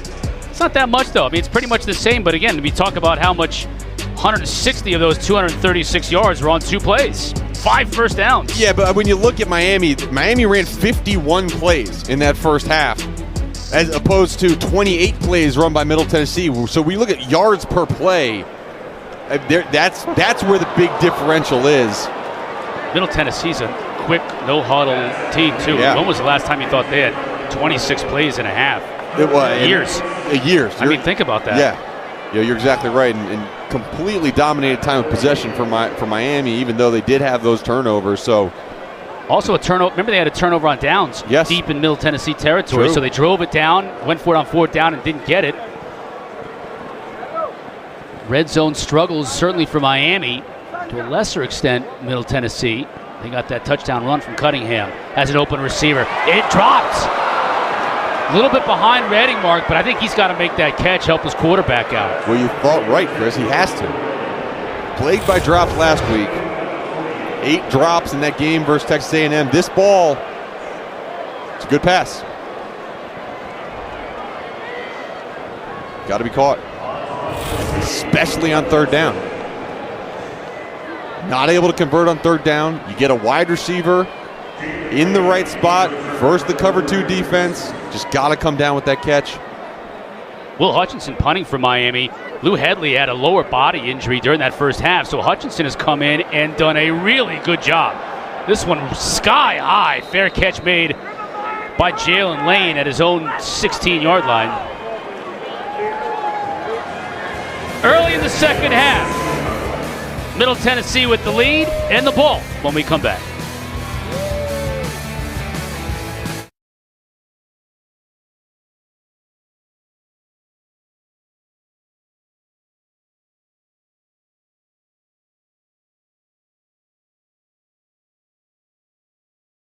We made USAA Renters Insurance for the stuff you love. Because if it's worth lugging up 5 floors, it's worth protecting for as low as 33 cents a day. It's that simple. USAA. What you're made of, we're made for. Guys, I got a game today. I need a ride. But it's only Saturday. Exactly. Oh, yeah. College kid. Who took my helmet? Ready. Where are my socks? I need more club. Have you seen my pads? Fashion. I'm coming, Baker. So where are we headed this week? Texas. Texas. Road trip.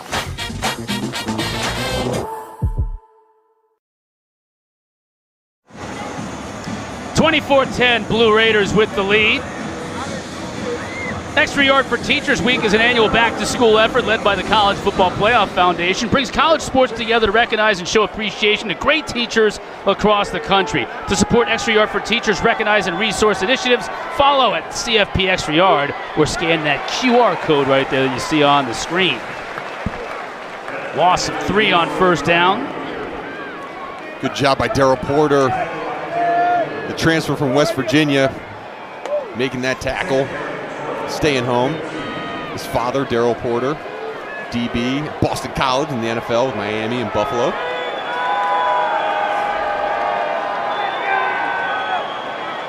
Peason helping out blocking. Dropped. DJ England Chisholm had the big 71-yard touchdown catch in the first half. Can't bring that one in. Yeah, and this is what Stockstill was talking about. In terms of offensively, just haven't been able to create the third and shorts. It's always been, there's been a lot of third and longs. They haven't been able to capitalize. Only 1 for 6 converting on any third down. Correct. Of any length. That interesting stack formation at the top of your screen again. I'll give it to the back, and he'll have no chance. Peason dropped by Jafari Harvey, and looks like a 3 and out for Middle Tennessee.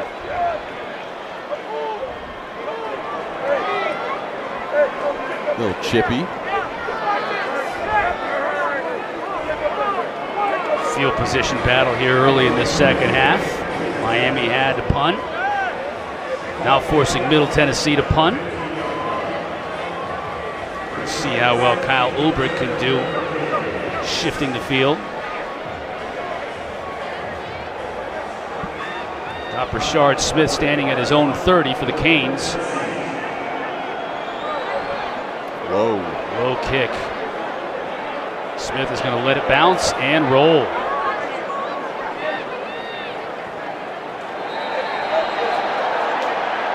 Down at the 25. Mario Cristobal back in Coral Gables with the Canes. Trailing by 14, though.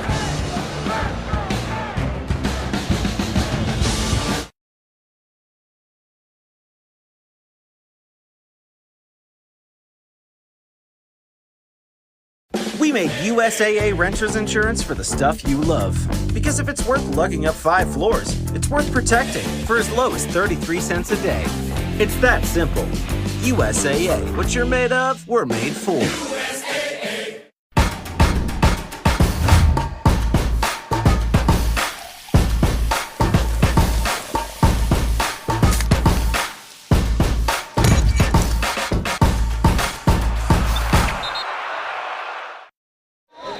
Sweating it out in every way imaginable here at Hard Rock today. 24-10, Miami trailing Middle Tennessee. Coming up at 8 Eastern on the ACC Network, our day is capped with our primetime matchup. Boston College is in Tallahassee taking on Florida State. It's on the ACC Network. It's also streaming live on the ESPN app.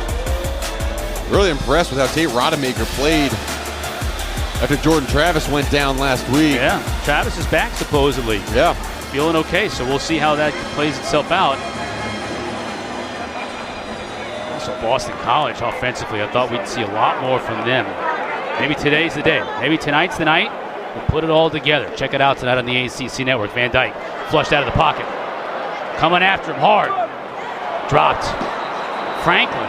Again, the drops are plaguing the Canes. I don't know how much Franklin would have gotten on that play, but gets nothing with a drop.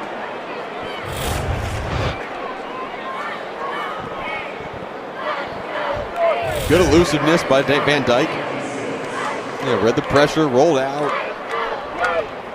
Again, it's just whether it's drops or inaccuracy of the football, this passing game has just not been working. Middle Tennessee showed pressure there a little bit. Brought Teldrick Ross from his safety spot up. Now he's back. Now he's looking to come. Pressure off the edge, too. Completes it. That time he was able to hit Brashard Smith for a short gain. It'll bring up third down. Yeah, and again, you're getting 11 personnel from Miami, meaning there's 3 wide receivers, 1 tight end, 1 running back. And Middle Tennessee is just leaving their base defense on the field, saying, look, our linebackers can cover your wide receivers. Good coverage by Raekwon Harkley on that last play. Miami 3 for 11 on third down today. Now Tyler Van Dyke looking to the sideline.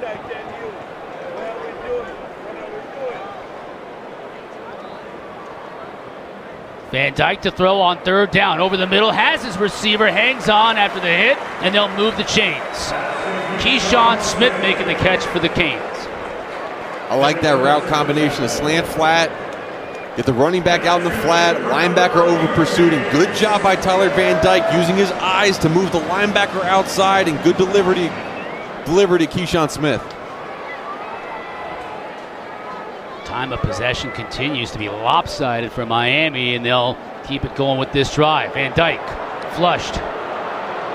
Nice job defensively coming in. Man, that was Jalen Davis who came in like a lightning bolt from that linebacker spot. You got to give Scott Schaefer, the defensive coordinator, credit. I mean, his players on the defensive side of the ball, they understand where the pressure's coming from, where the open gaps are. You see 35, there's no hesitation. The only place for Tyler Van Dyke to escape is at that outside, and he beelines for it, and it pays off. Loss of 4 on the play. Parrish now in the backfield. Van Dyke looking to throw exclusively on this drive behind his receiver.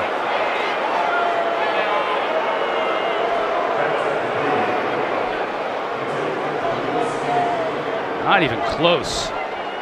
Jaleel Skinner from the tight end spot, the intended receiver, but that was well behind him. Third down and about 14. Yeah, and who knows? If he throws out in front of him, that could have been intercepted. See 33 lurking to Corey Patterson. Pressure coming. Picked up initially. Now it's not. And Van Dyke is sacked. What a day for Salem Wood. No doubt. He had the interception return for a touchdown, come up with another big play here, but just look at the effort. Look at that effort by your big defensive end on a loop stunt coming inside, just not going to be denied. And if he didn't get it, Jordan Ferguson was right behind him. First sack of the day from Middle Tennessee coming in, Mark. 12 sacks on the season. That was good for 7th best in the country. They get after you. They get after you, and it's all about effort. They're going to bring more guys than you can block, and the guys that are left open, they got to get there. Hutchinson has been ridiculous punting the football today.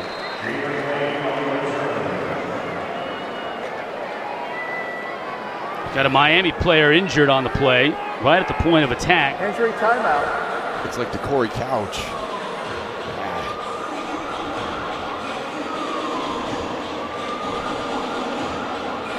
59 yards on the punt. Hutchinson's been phenomenal kicking the ball for Miami. Yeah, you're right, that was Corey Couch.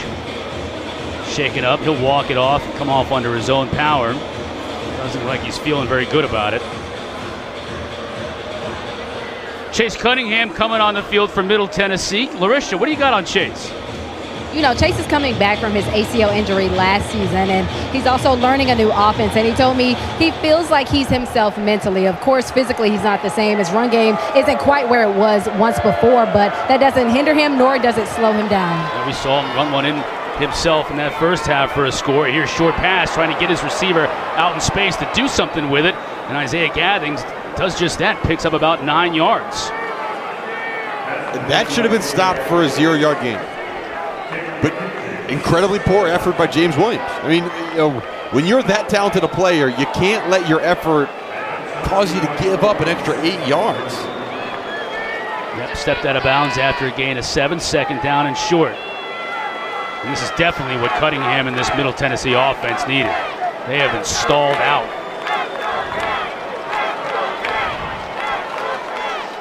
Canes bring just forward, get pressure on the outside, has a receiver downfield and hooks up with him, and he'll score! Isaiah Metcalf will score for Middle Tennessee.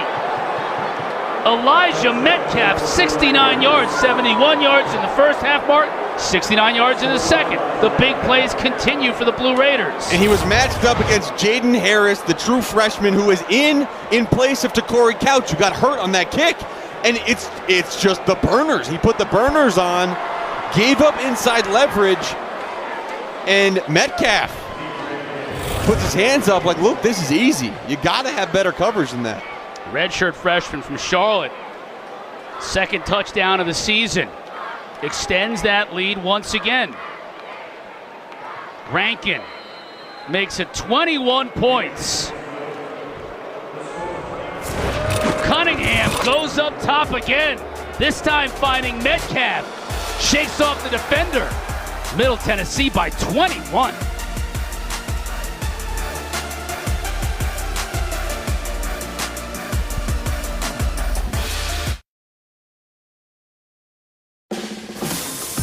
Turning your squad into a car wash?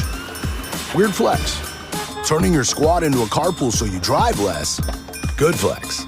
Auto insurance that flexes with you. That's what we're made for. Score big with Xfinity Internet. Supercharge your home with incredibly fast and powerful supersonic Wi-Fi. With 3 times more bandwidth that covers the field and then some. That's unbeatable internet from Xfinity.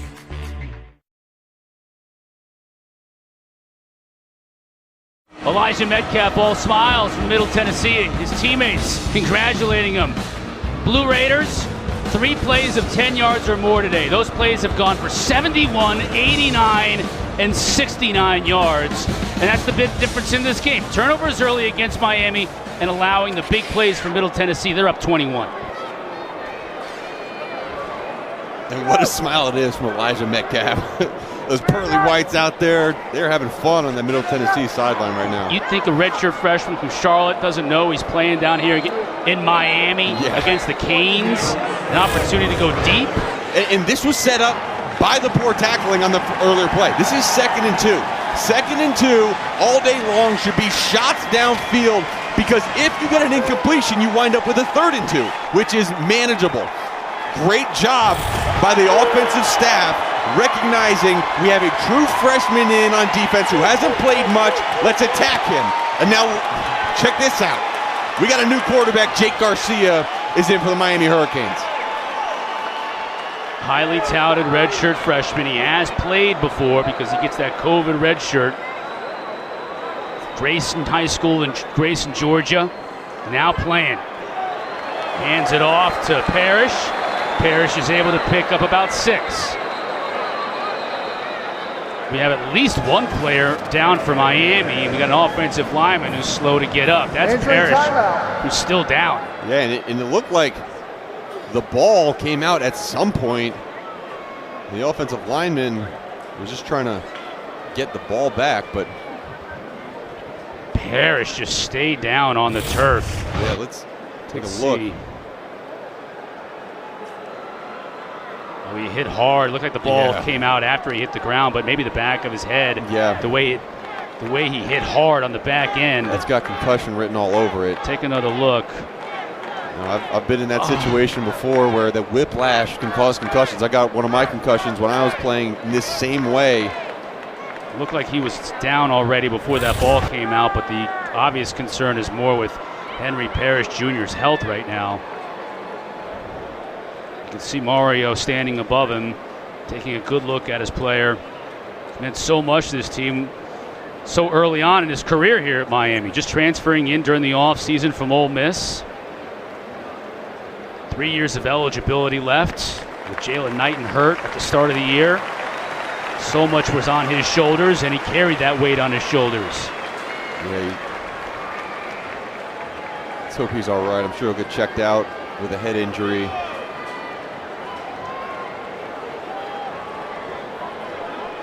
Well, Mark, with your team down now 21 points in the second half, maybe it's an opportunity for Jalen Knighton, Thad Franklin to show what they could do. They're going to have to do a lot. Let's just cut it loose. Let Jake Garcia make some throws. I mean, you got your backup quarterback in. You just lost your star tailback. You lost your star wide receiver last week. Pressure. Franklin picks up about 3. And it's getting very, very chippy in there.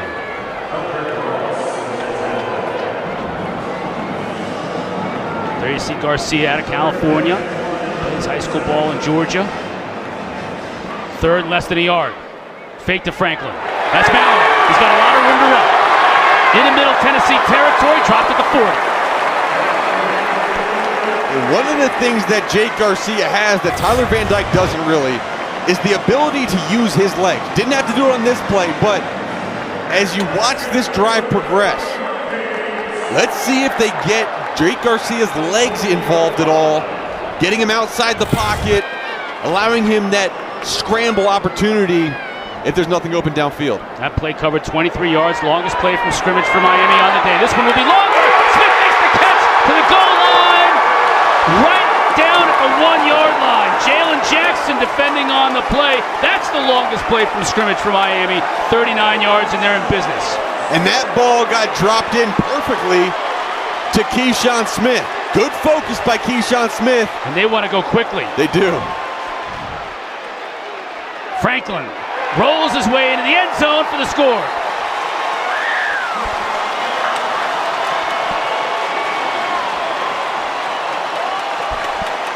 Now that is more like it from this crowd here at Hard Rock. Now they're on their feet.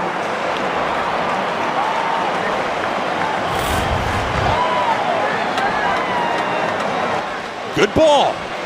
Put it out, get some air underneath it, allow your wide receiver to make that catch, and they hurried up to the line of scrimmage, and good second effort by the big Thad Franklin getting in the end zone. Borregales for the PAT, it's true.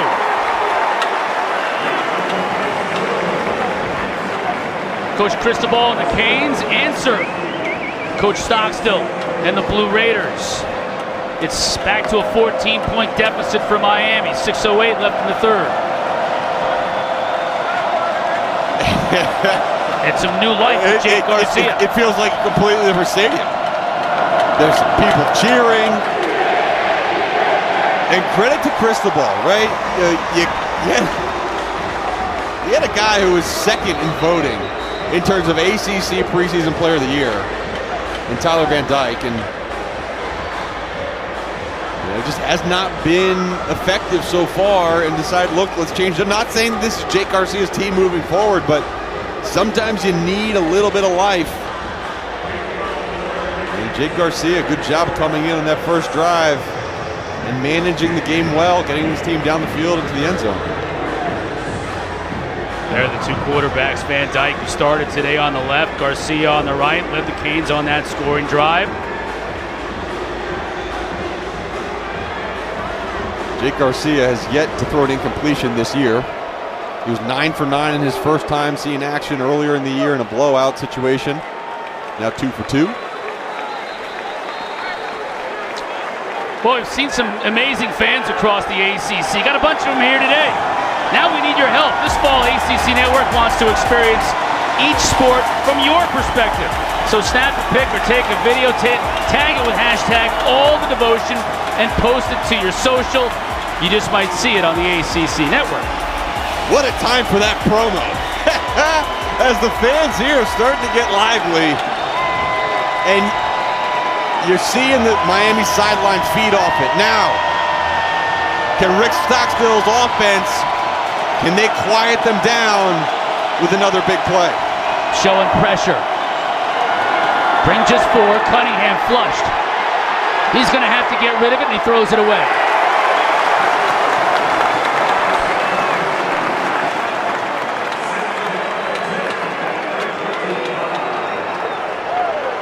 I feel like on that last drive before the 69-yard strike with that 2nd and 2, it just put them in a position where they haven't been in very often all day long.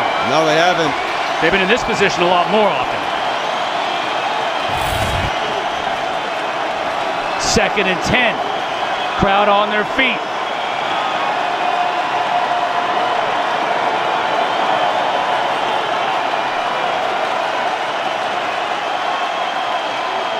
Cunningham to throw. Pressure up the middle.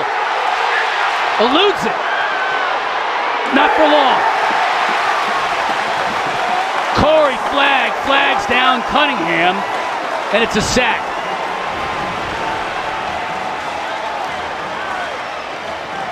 If this is not an indication that mentality means everything in this game, it's a different, it just looks like a different Miami team. They're playing with passion, energy, making those second effort plays.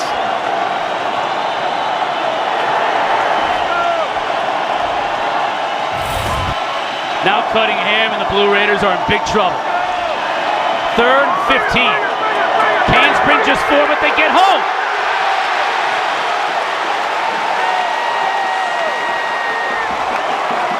Jafar Harvey, one of the emotional leaders on this team, putting the team on his back, blowing kisses to the crowd, and sacking Cunningham 2 in a row. And what a way to respond.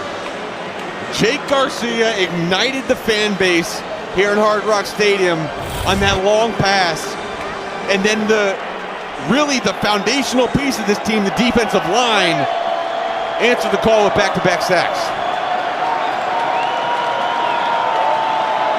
Ulbrich to kick from inside his 5. Gets off a good kick. Brashard Smith will just let it die right there at the 33, and that's where the Canes will take over.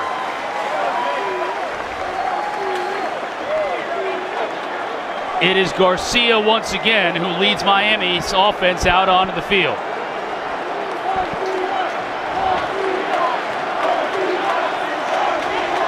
And there's Garcia chants going on in the stands right now.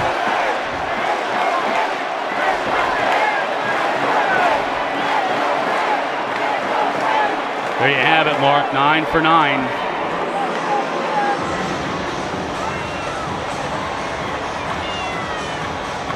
Still trailing by 14, though. There's a lot of work left to be done.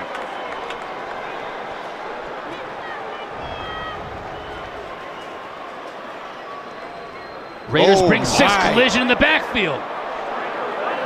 All kinds of trouble for Princeton, and he gets slung down for a big loss. That was Raekwon Hartley. That play got blown up on its own in the backfield. Really good almost tackle by Thad Franklin. Haven't Brinson even stay up, getting rocked by 240-pound Franklin. I don't know. You see Raekwon Hartley's had a bunch of good plays. Looks like a WWE move.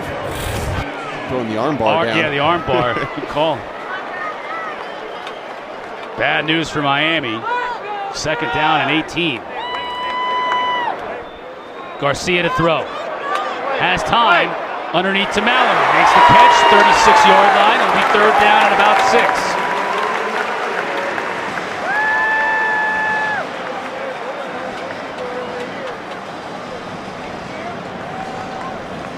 Throw was right in the money. Mallory was pretty well covered. Miami looking to go quickly.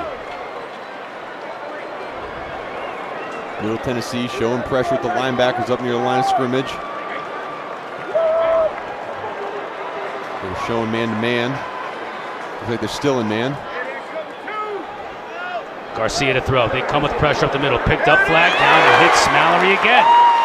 Right at the sticks. I think that extra effort may have gotten him the 1st down. And I wonder if there's another illegal formation by Miami. May have offside. Looking at the official on the far side. I don't want to be presumptuous.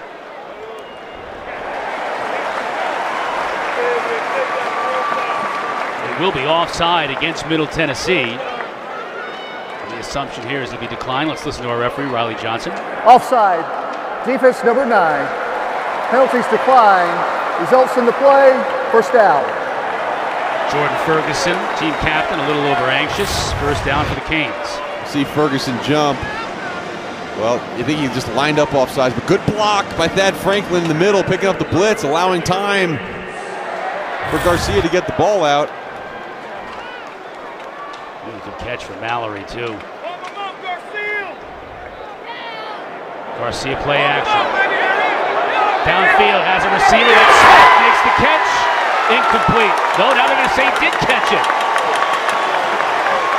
Got a foot inbounds, so Keyshawn Smith suddenly has a fire lit under him. And they're going to want to move quickly again. 23 yards.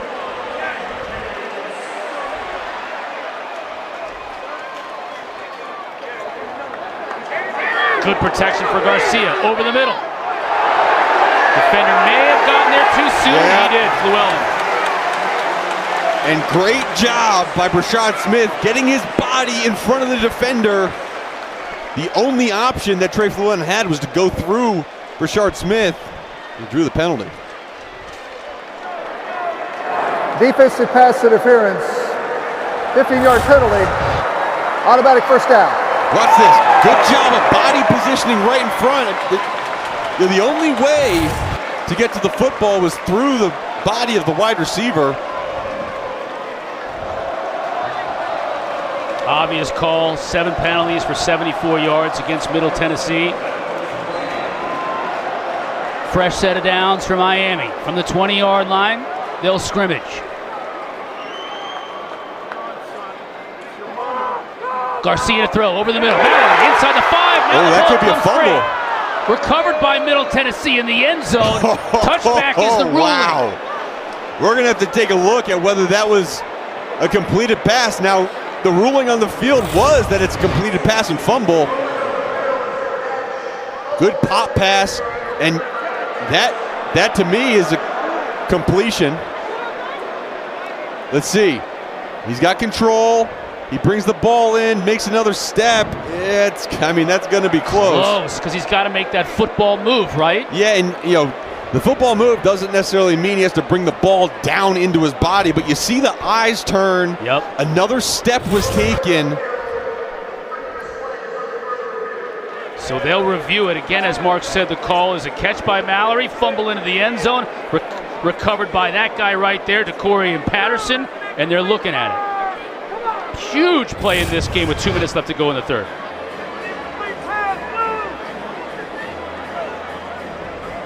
That is bang, bang, isn't it? It is, and there has to be enough evidence to overturn it. How about Trey Llewellyn, too, the safety? The play after getting called for the pass interference, making the hit to dislodge the ball. Recovered by Patterson.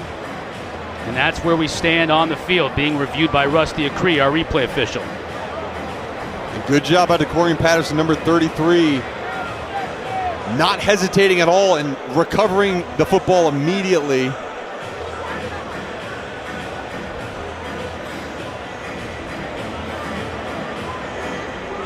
It's interesting. It felt live, like there was a little bit of a time component where, okay, it's a catch and then a step and then the hit.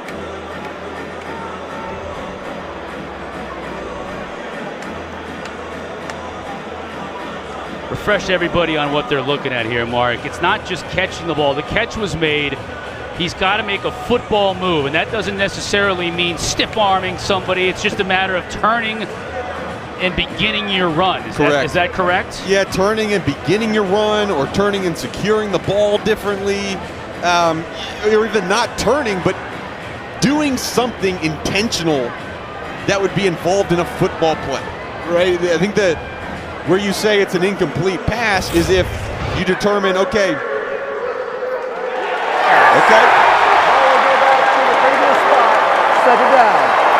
So what the determination was is that there was no football play. And I think that's one that can be debated either way, but it's a break that goes Miami's way, and they need it, trailing by 14 and driving.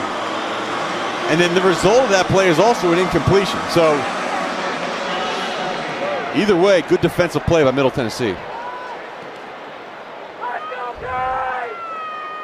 Play fake to Franklin. Has all kinds of time. Now the pressure comes, and he just throws it into space.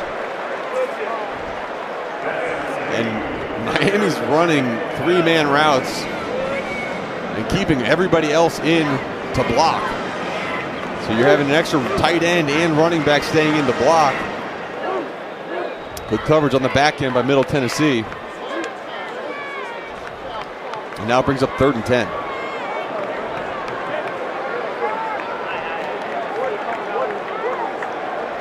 Thaddeus Franklin in the slot at the top of your screen, so an empty backfield for Garcia. Pressure on the edge. Garcia finds Franklin. Down to the 12. It'll be shy of the first down. And you got to imagine they're going for it.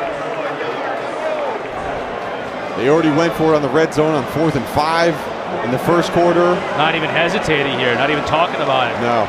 Look for the play, line up and run it. And this is where the foot speed of Jake Garcia comes into play. You got to be ready for a QB scramble situation. 4 out of 5 on 4th down in this game. Now Garcia holds everybody up and looks again to the sideline.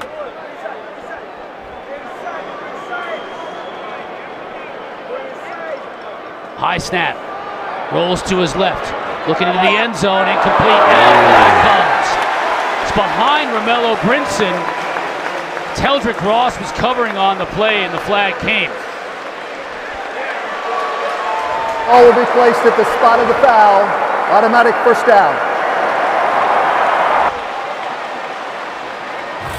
Holding against Teldrick Ross. Tough to see there, but that left hand might have gotten the extra grab. Interesting play call, rolling your right-handed receiver out to the left. Good job of Jake Garcia just trying to get the ball to his receiver.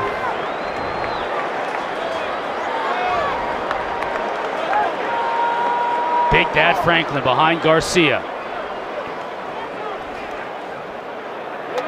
He'll hand it off to him. Franklin just powering his way inside the 5, down to the 1.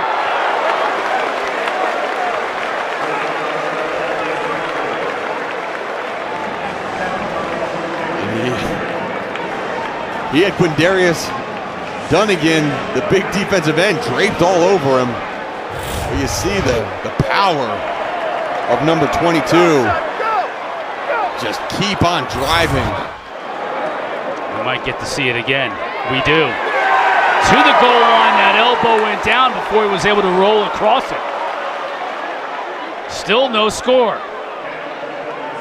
3rd and goal, and that may be it for the 3rd quarter unless they decide to try and punch this one in. It looks like they're going to try and go quickly. 10th play of this drive. Now we get a whistle. The ball move.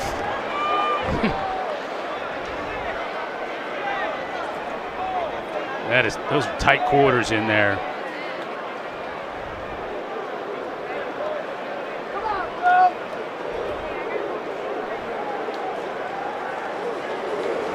And it looks like that Miami is going to be content once they get the clock rolling again to just let this one roll out. Maybe, maybe not. I'm not sure exactly what just happened. I know. You figure, okay, if the ball moved, let's set it, start the game clock, and let's go. Maybe Miami thought that was it for the quarter. That's probably what they thought.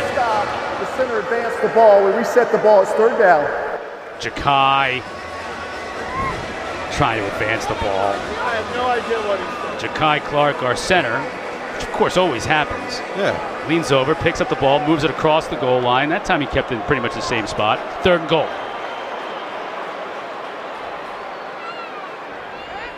Franklin. No. Didn't get there. Wow. This is the 11th play of this drive, Mark. How about this defense? Worn out through 3 quarters and standing up, forcing a 4th down, which we will get to on the other side. Amazing. Just the fortitude of both of these teams pounding play after play. Got 1 inch to go, 1 yard to go when we come back.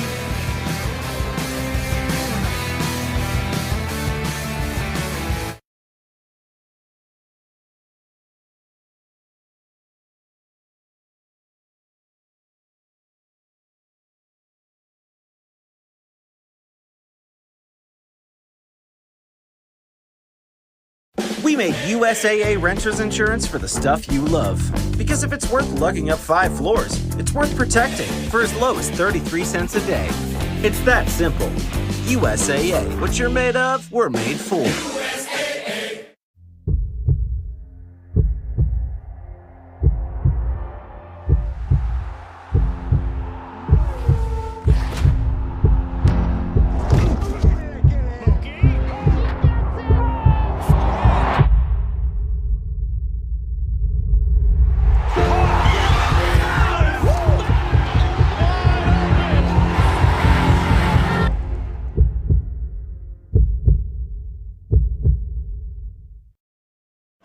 Coach Cristobal, offensive lineman, wants to get his team to fire off the ball. It's 4th down on the 1-yard line here to start the 4th quarter.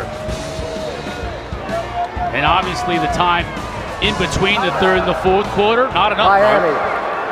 This will be their first of this half, and it will be a 30-second timeout. And if you read Cristobal's lips, I want you to review that spot of that last run. The way it's marked right now, there's a loss of almost a full yard on that 3rd down play, loss of yardage. Cristobal just mouths to the ref, I want you to review that spot.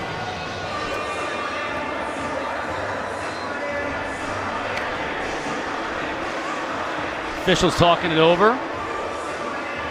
Now they're going to go over and have another word with Mario Cristobal. Let's see where the ball is placed right now.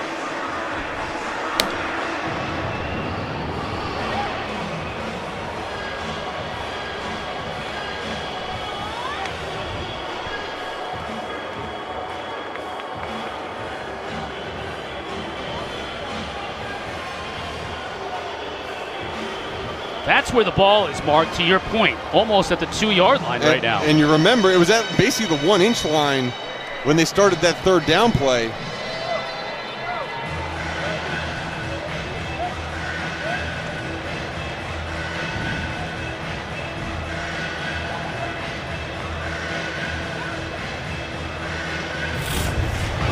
And let's take a look here. Is it a... It doesn't look like that Franklin gets the ball back to the line of scrimmage. So that is a scrum of bodies in there, man. The ball is in there somewhere. Franklin's in there somewhere.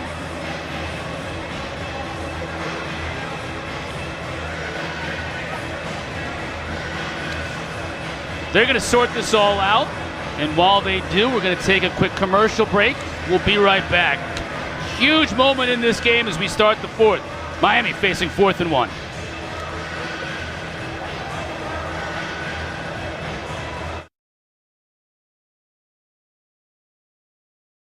Your father knows about saving money. Everything I'm wearing, I've had since boot camp. And I just saved on my car insurance for driving safe with USAA. Auto insurance that flexes with you. Hit the fit. That's what we're made for.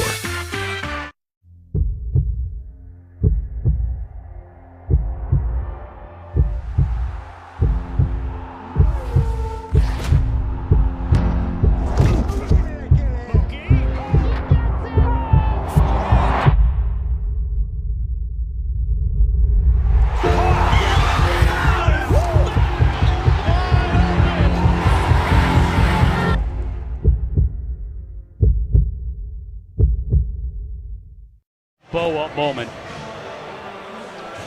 Play under review. The spot is what's the concern here. On that last run by Thaddeus Franklin, he was able to put his nose down and take a look at it, Mark, and see if you could even determine where this ball is. Yeah, it really doesn't look like he gets much past that 1 yard line, if he even gets back to the 1 yard line. Great play by Quindarius Dunnigan, number 97, being first in that penetration. Again, going against Will Mallory, the tight end. That is not a challengeable play. There will not be a charge timeout to Miami. It's 4th down. All right, so after all that, we find out from Riley Johnson, our referee, that it is not a challengeable play, so the ball will be spotted where it is spotted. There's that mustache, Chris. We knew we'd see it at some point. I mean, Coach Feld can't believe it. It's so hot here, that mustache wax is starting to melt. So look where the ball is. It's almost at the 2, Mark. Yeah, and so I don't know, the play call could change. They're lining up in the same formation that they originally came out in. So with Jalen Knighton banged up and Henry Parrish banged up, big back Thad Franklin at 6 foot 240 is what they got left. Everybody in the box. Now we get a whistle, and Coach Stockstill sees what Miami wants to do and calls a timeout himself. Middle Tennessee, that is their first of this half. And Chris, we were talking in the break. This will be a 30-second timeout. Just about the amount of plays that Miami has run and the time of possession that they've had. They possessed the ball for 30 minutes opposed to Middle Tennessee's 14 minutes on this game. So this extra whole series has given a little bit of time for that Middle Tennessee defense to catch their breath. Yeah. Miami 75 plays, Middle Tennessee 36 on the day. Less than half as many plays. Yeah, and this is really since Jake Garcia entered the football game. You had the long pass to Keyshawn Smith that got down to the 1 yard line, and then the touchdown by Thad Franklin, and then there's the defensive line that fed off of this crowd and got to the quarterback, forcing a 3 and out and 2 sacks in that series. And now Miami drove the ball all the way down the field, but have been knocking at the door, and Middle Tennessee defensively have not given an inch. 4th down and goal. Redding in motion. Garcia to throw to the end zone, incomplete. Oh my! Looking for Mallory, and Teldrick Ross from his free safety spot came all the way over to break up the play. Ross is slow in getting up, but Mallory had it, and I don't think he's going to score even if he catches it because of the play that Ross made. No, but he's open. You got 2 on 1. In the back of the end zone, you have Elijah Arroyo. In the front of the end zone, you have Will Mallory. And again, another phenomenal play by 97 Quindarius Dunnigan, understanding that he could get his hands up in the face of the quarterback. Wow. For the second drive today, Miami drives it into the red zone, and they're denied on 4 downs. They turn it over here on downs, and Middle Tennessee will have it from their own 2.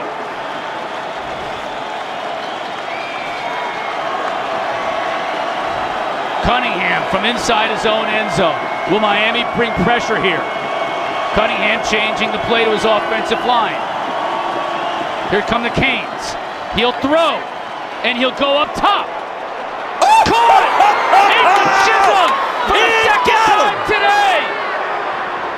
Wow! A bomb to Chisholm. This one 98 yards.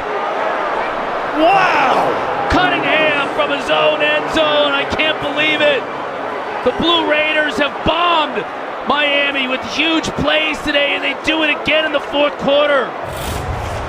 Mitch Stewart, the offensive coordinator for Middle Tennessee. He runs, this is textbook. When you're down in your own goal line defensively, you got to be ready for three things. Hard count. That Middle Tennessee tried that. Miami didn't jump. And then it's shots and people to the flat. Unbelievable job and great speed by Chisholm. Wow. Rankin extends the lead once again to 21. Middle Tennessee has 6 first downs in the entire game and 5 touchdowns. Unbelievable. England Chisholm once again.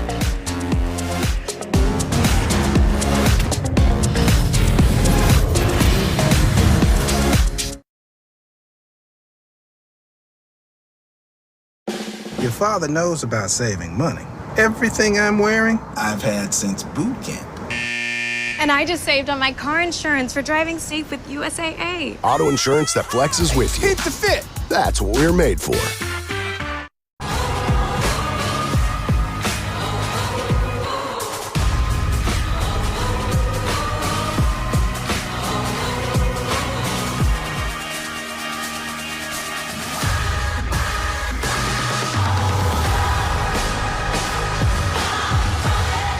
Watch ACC football all season on ACC Network with Xfinity.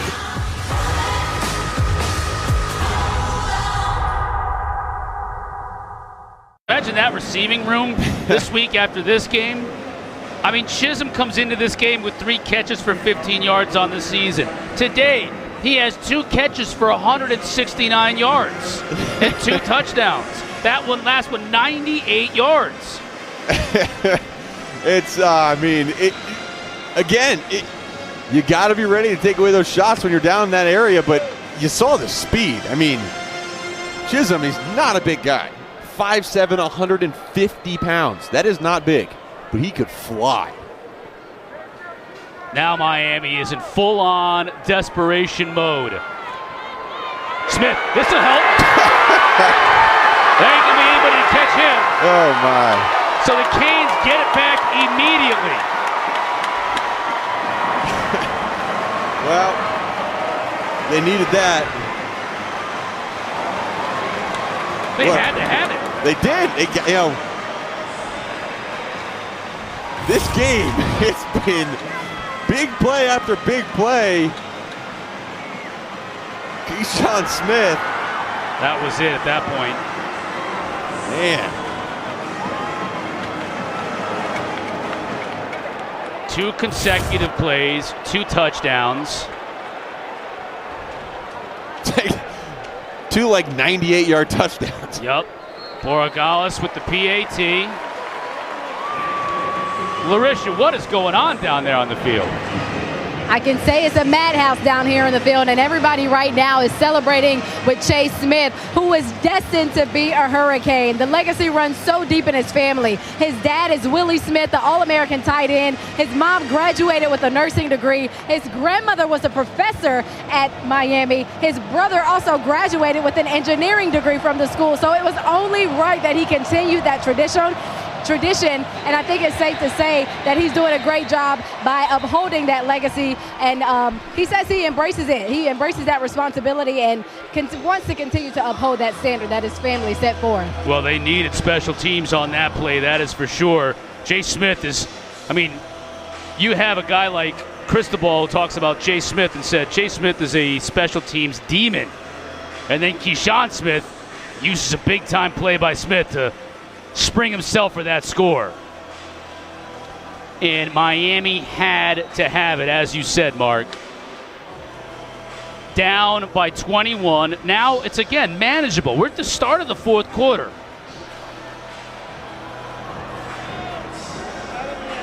Blue Shoot Borregales will put it back in play. Now they need a defensive stand. A 3-and-out here to get the ball back to Garcia, who has lit a fire under this Miami offense, to get back to work. It's got to, from a player's perspective, Mark. You've had an exasperating 3 quarters. You've just seen 98 yards go the other way. You're down, you're deflated, you're done. Now, all of a sudden, Keyshawn takes it the distance, and you're saying to yourself, okay, now we got another shot. Get fired up and get out there and stop him. Yeah, the concern is, this Miami team, they've been on a roller coaster of emotion, right? It's been ups, it's been downs, and they can't get too high or too low, right? These last two plays cannot have that big of an effect on you. Nice job by Gathings. He's that wide receiver that's 6'4", 222. And that was a collision. Timeout. Looked like Daryl Porter Jr. We'll take a quick break and come back and get you caught up on Porter's condition when we come back. Middle Tennessee by 14.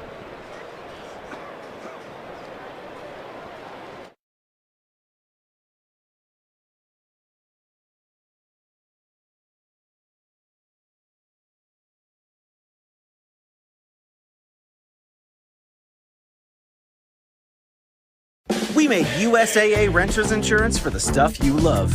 Because if it's worth lugging up 5 floors, it's worth protecting for as low as 33 cents a day.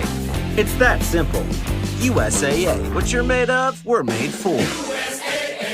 Adam, looky what I got. Is that the new iPhone 14 Pro? Yep, with this amazing new camera. Smile. And you got it on Verizon. iPhone 14 Pro on them. You should get one. Wow, you can hustle. Get a new iPhone 14 Pro on us. And get it with one unlimited for iPhone. Only on Verizon.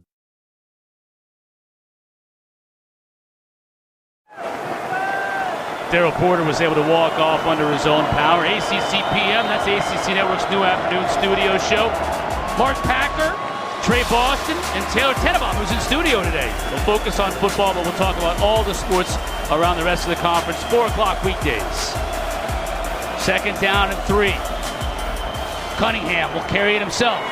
Bounces it outside. Gets dropped close to the first down marker to gain. I think he got there.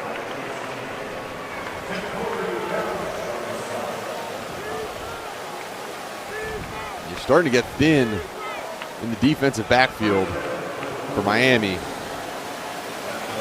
Good to see Corey Couch back in the game. Saw him banged up earlier. That's a good point. Yeah, number 23 back in there for Miami as Porter is out. First down, empty backfield. Cunningham to throw. Canes bring just 4. Complete to about the 39. Give him about 4 yards on the reception. And that was Tony, A.J. Tony on the receiving end. Transferring from Samford. Middle Tennessee wants to go quick. Peasen gets about 3 more. This is a huge 3rd down right here. You see that clock ticking down. Miami's still down 14. Yeah, and although Middle Tennessee, they want to go fast, they understand the clock situation now. So again, they're in and out of the huddle fast. Well, they don't have huddles, but they're to the ball fast, but they're allowing some time to run off the clock. So they understand their lead right now. Mark just 1 for 8 on the day on 3rd down, and this is one that they can pick up 3rd and 2. Cunningham gets the snap. Peasen knifes his way there for the first down. He saw the tiniest of slivers and just wiggled his way through it. Yeah, not a ton on the ground for Peasen today. Or last week, I mean, they fed him the ball a ton. He had 122 yards rushing, 3 touchdowns. But if they can get him going on this drive, it's going to be important as we want to wind this clock. How much do you change what you do, though, Mark? You know, if you go fast and it's what you're used to and it's in your DNA, as Coach Stockstill said. Peasen looking to move that pile. An extra 2 yards. Yeah, and you don't want to change up too much, right? They're not going to go crazy under center. Yeah, they're not going to do anything. But what they will do, right, is make sure they have fresh running backs in the game. Now they sub Peasen out, bring Darius Bracey in the game. They're not worried about Miami's defensive subbing in and out because they do want to milk this clock. They want to get this run game going. They're going to switch over some offensive linemen now as well. Both these teams are banged up on both sides of the ball.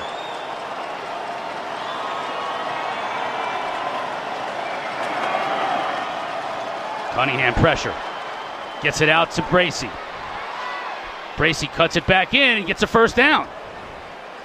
Good job by Bracey.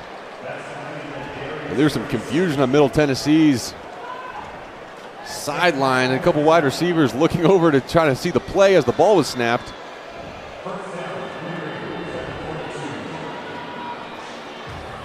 Good shot of Bracey there. Third first down on this drive for Middle Tennessee, just 10 for the entire game. Cunningham to Bracey. Cuts it back inside the 40, down to the 38. Chunks of 5 yards. Running hard and big lower body guy.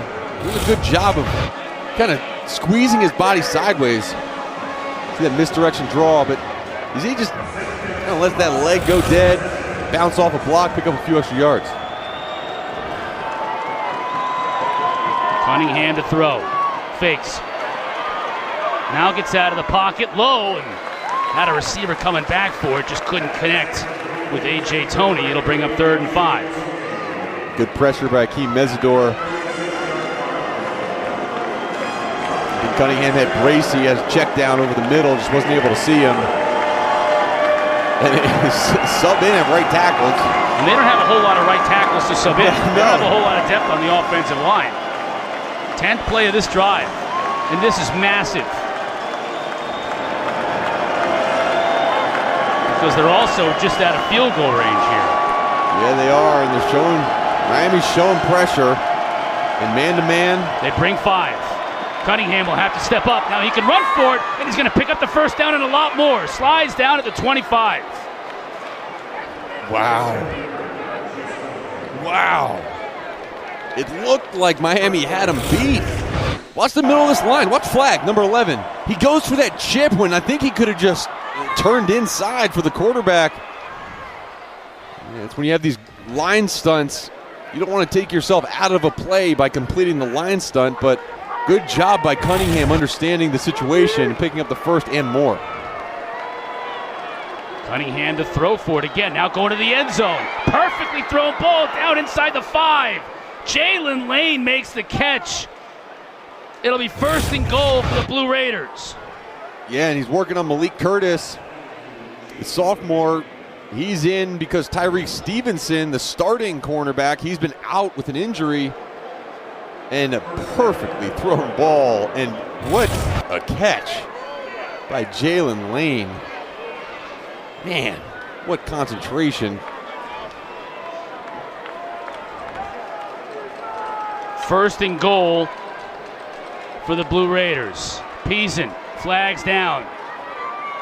He won't make it. Let's check the marker.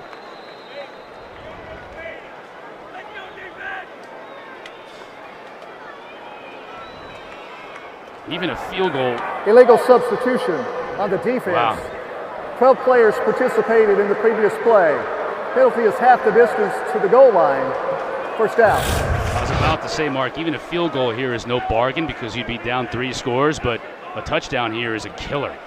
Yeah, too many guys on the field. It's 12 men. When you get in this goal line formation, you got to make sure you get all the right guys on the field, especially when they're backups in the game. Got Ferguson in there as a fullback. Peasant, did he go over the top? Waiting on the word from the officials. Now we get one from the far side official. Touchdown, Blue Raiders. What a job by this Middle Tennessee offense sustaining a drive. The ruling on the field is a touchdown. Look at big number 9 defensive end Ferguson. And Zaylen Wood, another defensive end in there, number 7. And I don't know if he got it. Yeah, I don't think he got it. And the far side official is the one who made the touchdown call. Don't go too far. Play is under further review. We'll take another look at that. Stock still wants to get his offense to stay ready because they may have to go right back out. So get Peasant back here. He goes up over the top and gets lifted high in the air.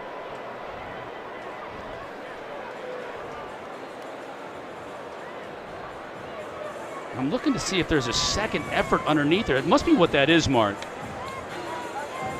High in the air. Jared Harrison Hunt lifts him up. Now does he fall forward here underneath? Oh, yeah, you see him right there. That's his helmet. That's his helmet right there in the end zone, but I can't see the ball from that angle, but the official on the far side came in and gave us the touchdown signal, so he's seeing something we are not seeing. Right there, that effort, and then the ball crossing the goal line before he's down. Yeah, you know, that initial jump does not get there, but I think you're right. You know, he gets down and uses that left hand as like a little extra, tripod, and let's see where the ball is, and who knows? There, right there. Did you see the ball being switched forward right there? You see that little hole right there? It's being switched to the end zone. And who knows, right? The call in the field's a touchdown. Who knows? Is there a knee down? At that point, can't see. Is there an elbow? Can't see. Call on the field is a touchdown, and it looks to me, and Mark, I think you agree too, there's just not enough video evidence to overturn it. After further review, the ruling on the field stands. Touchdown. Stands as called. And what a play by Peasant, right? You don't get it initially, but you land and you're still up and you just continue to move forward until you hear that whistle blow. Phenomenal drive by Middle Tennessee. Mark, 12 plays, 75 yards after the kickoff return for the touchdown. Just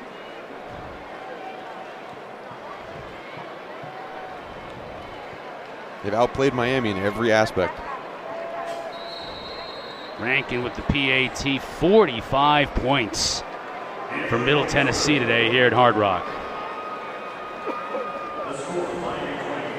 Now this is going to be a pulse check, right, for Miami.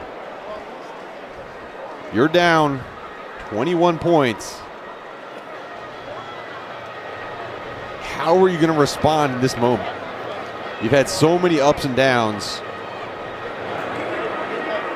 and it really has felt like the only time where there was a lot of momentum going in your way was when the crowd gave you that energy. Yeah. I mean, they're feeding off of things externally rather than internally motivating them. It's going to be an important drive. Again, can you score 21 points the next 8 minutes? Maybe. But are you going to give up? All of it in the context of coming back from College Station last weekend, where you really acquitted yourself very well, even in a loss in a game that you probably felt like you could have won and maybe should have won. Oh, God. Smith, the other Smith, Brashard Smith, leapfrogs a defender inside of Middle Tennessee territory. So they are not done yet. Coming up at 8 o'clock Eastern on ACC Network, we're going to cap off what has already been a crazy day with Boston College and Florida State up in T-Town. It's on the ESPN app and on the ACC Network. Before we get to kickoff of that game, we're going to go for reaction from the whole Huddle crew in Tallahassee. I'm sure they're going to have a lot to say about what's going on between North Carolina and Notre Dame, Clemson, Wake Forest earlier today. This game, a lot of implications. Miami's got to score and score quickly. Garcia back at the helm. Henry Parrish got hurt earlier in the game, as did Knighton. Both those tailbacks are down, and now Garcia is down. Marley Cook with the sack. Good job. Look, they're just overload pressuring. And it does not seem like there's a lot of hot routes built into this offense where, look, we're not going to have enough time to throw the football. Let's just have a little stop route to our wide receivers. Redding gives him an opportunity here. Now it's third and medium, third and about 6. Garcia and Miami got to go in a hurry. Has time, now pressure off the edge, throws it to nobody in particular. Great pressure by Zaylen Wood. Just working against John Campbell and beat him. Beat him on a one-on-one pass rush. Got pressure on Garcia.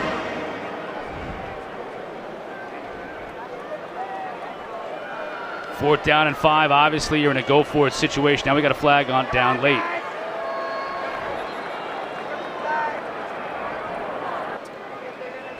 We'll call intentional grounding, And possibly. Riley Johnson almost called it. Then he thought he would get more clarification from the other officials.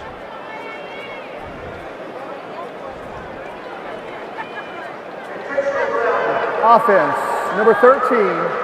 The ball will be placed at the spot of the foul. It's also a loss of down, 4th down.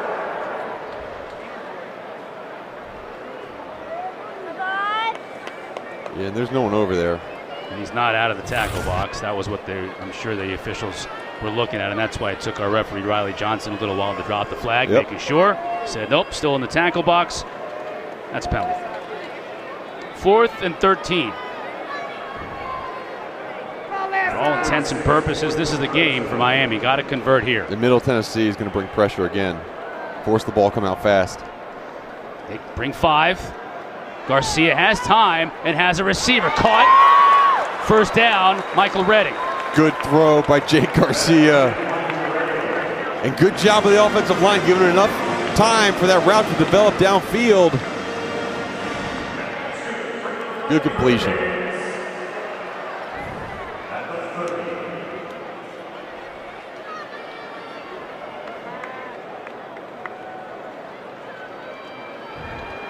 Pressure up the middle, picked up. Trying to get to Redding in the end zone. A lot of hand fighting downfield. Corey and Patterson there with Redding, no call. Again, brought more pressure up the middle.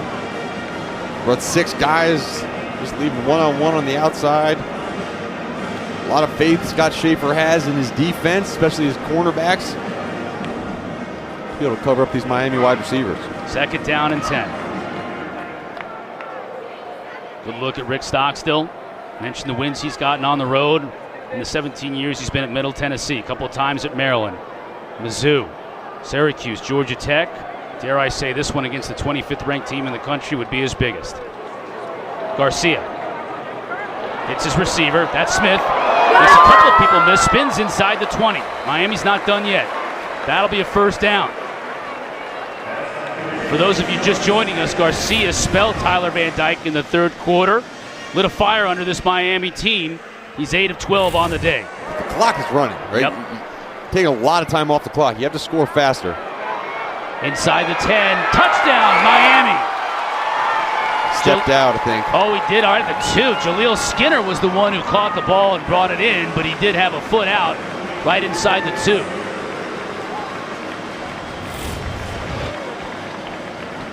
Young tight end, true freshman. Let's see if he does step out. I don't see anything yet. Right here, if he did. They're saying that right foot. Wow. Short of the goal line. That's close. Is under further review. I mean, you think Jaleel Skinner looks good coming off the bus? Look at that athlete. 6'5", 210, true freshman. Yeah, I don't see that right toe, but you see the official was right there. Like right on top of the play. Right on it. The right toe was the one who stepped out at the 2.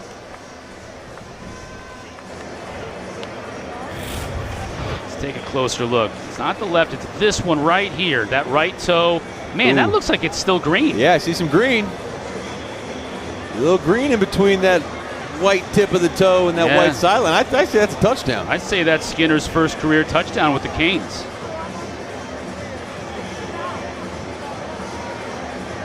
Job keeping his balance.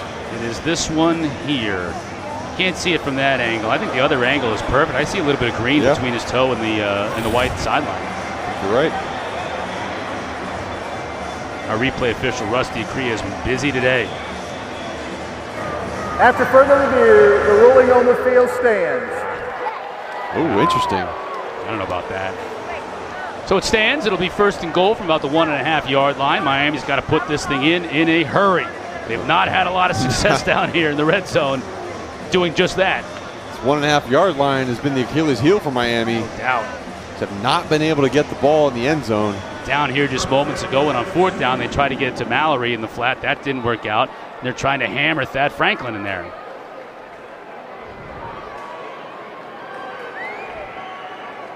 Now they bring Smith in motion. Try to get it out to him, and it's a poor pass, incomplete. It looked like Middle Tennessee had that covered pretty well anyway. Yeah, they did, but I think if you throw it right away, you can get it to your guy, try to make a man miss. It's just really well-coached defense, understanding the threats. 3 wide receivers to the quarterback's right in the red zone. Signals roll out.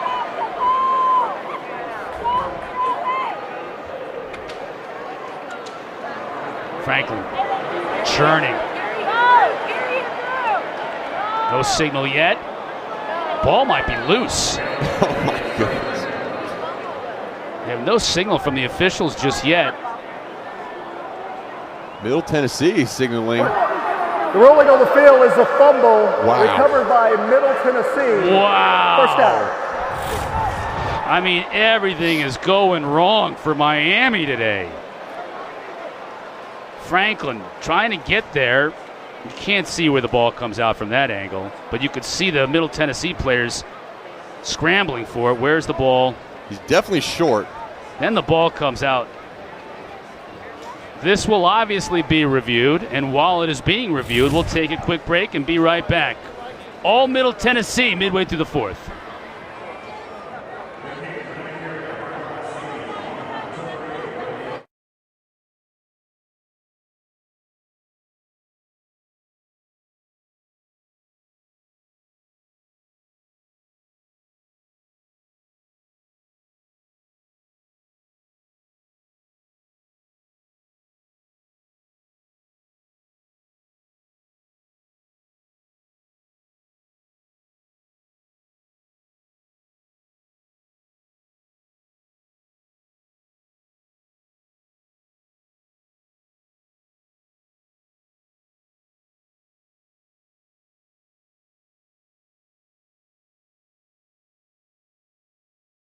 On further review, call was reversed. It was ruled that Thaddeus Franklin's elbow was down before he fumbled, so it's 3rd and goal Miami.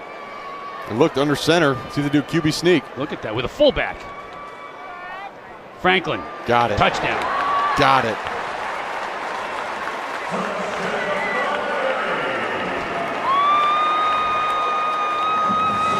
All right. Okay.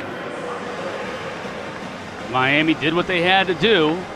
Took a little bit too much time off the clock, maybe, but at least they scored. So now you've got a chance. Franklin, that is you know what? They may have to rely on him a lot moving forward, because today you had Henry Parrish get hurt. He never returned to the game. And Jalen Knighton's been banged up all year, and Rooster got hurt again today. He may not be able to play next week. Yeah, we haven't seen him return to the game. And again, there's 6 minutes left in the fourth quarter. It's a 14-point game. I mean, Miami, as much as they've been beaten in this game, if they get a stop here or they force a turnover, I mean, they're still in this one. As disastrous as it was the moment that fumble was recovered by Middle Tennessee, right? Now you get that reversed, you score, your fortunes are completely reversed. You're still in it. It's completely different. Now you got 2 timeouts on the board. Middle Tennessee also has those 2 timeouts. Now if you're Coach Stockstill and you're Mitch Stewart, the offensive coordinator, you want to kill clock, but again, we talked about this before. Your MO is to move quickly. And you wonder if you're on the Middle Tennessee sideline, you're putting your hands team on the field just in case it is an onside kick situation.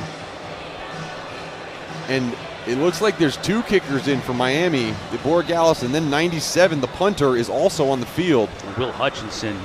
So, yeah, that's what it's like. Middle Tennessee is lined up with no deep returner anticipating an onside kick, and that's what Miami's lining up to do. Borregales will kick it.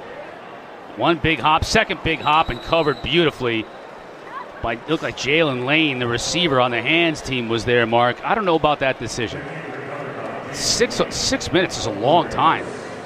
Yeah, 6 minutes is a long time, and aside from the last drive of Middle Tennessee, they have not been able to sustain long drives. Yeah.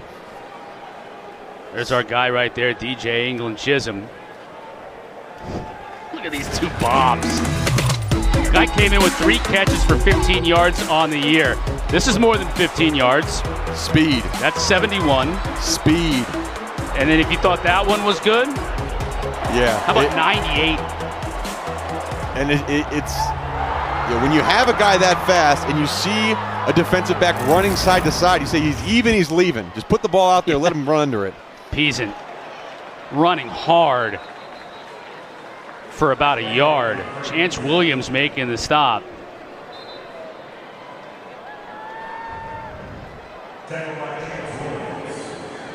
Well, Mark, if there's one thing here. Timeout, Miami. Miami's going to call a timeout.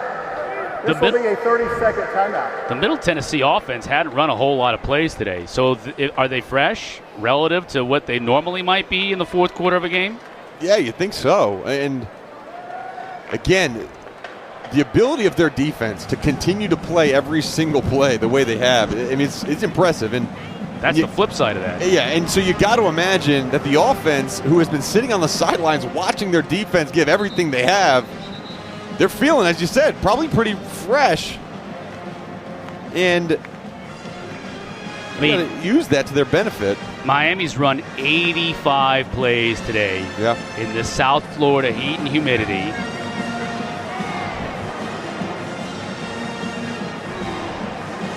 Yeah, I think there's a lot to be said about the conditioning of Rick Stockstill's team and the way they've been able to play, especially in the trenches. 2nd and 9. Peasant, look at him lower his shoulder. Still running hard. Still on his feet inside the 35, down to the 33. First down.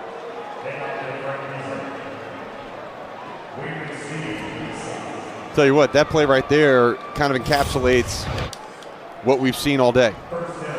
James Williams, your all-star safety in the hole one-on-one with Peasant, and Peasant took it to Williams. Peasant just put his foot in the ground and got upfield, didn't he? Yep. You got to be proud of that kid. He was recruited as a linebacker out of high school, kind of like you. Linebacker, fullback. Yeah, again, he's not going to be the fastest guy. Super athletic, though. Good balance. The patience there, too. And he runs like a linebacker. Right. Reckless abandon. Yeah. The difference between you and him, though, coming out of high school is he can catch it, he can throw it, he can kick it. Yeah. Stockstill was like, if I need a kicker, I'll go to 36 for an emergency kicker. Yep. And great athlete, showing all of those skills today. And right at the right moment here, Mark, in the fourth quarter, when they got a burn clock, they're just handing it to 36. And he knows, right? Put the ball in my hands at the end of the game because they trust me. And he's produced on this drive. Peasant again. Sidesteps a tackler, just lowers his shoulder, picks up what he can. That's about a yard. So it'll bring up 3rd down. If Miami wants a shot, they got to get their defense off the field right here now. And the body language of the Miami defense right now, I mean, it just looks like they're ready for the game to be over. Clock ticking under 4 minutes. You got to make a play, got to strip at the football, got to do anything you can. If you get beat for a touchdown, you're going to lose, right? But if you're just going to let them run the ball down your throat, you're going to lose too. So take a shot here, try to make a play. Bracy, he gets tackled in the backfield, loses a yard. Messidor came in to make the tackle, so Miami did what they had to do after the onside kick, failed onside kick. Timeout, Miami, 2nd of this half. 2nd timeout from Miami. Coming up later at 6:30, the ACC Huddle crew back with highlights and breakdowns. All our afternoon games, they're going to be in Tallahassee. Jordan Cornett, E.J. Manuel, Mark Rick, Eddie Royal, getting you ready for BC and Florida State at 8. And then after that, primetime game, full rundown of the day here on the ACC Network and on the ESPN app. So let's see here, 29. It's a 46-yard field goal attempt if they go that route. It doesn't look like Stockstill is going to try it. He's bringing Cunningham back out there, 4th and 6.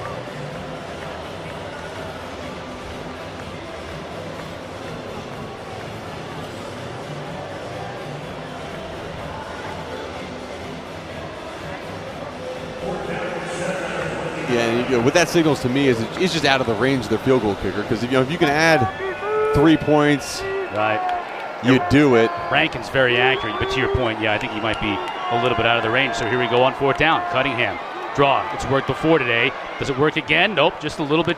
Well, maybe. Maybe I spoke too soon. It's right at the marker.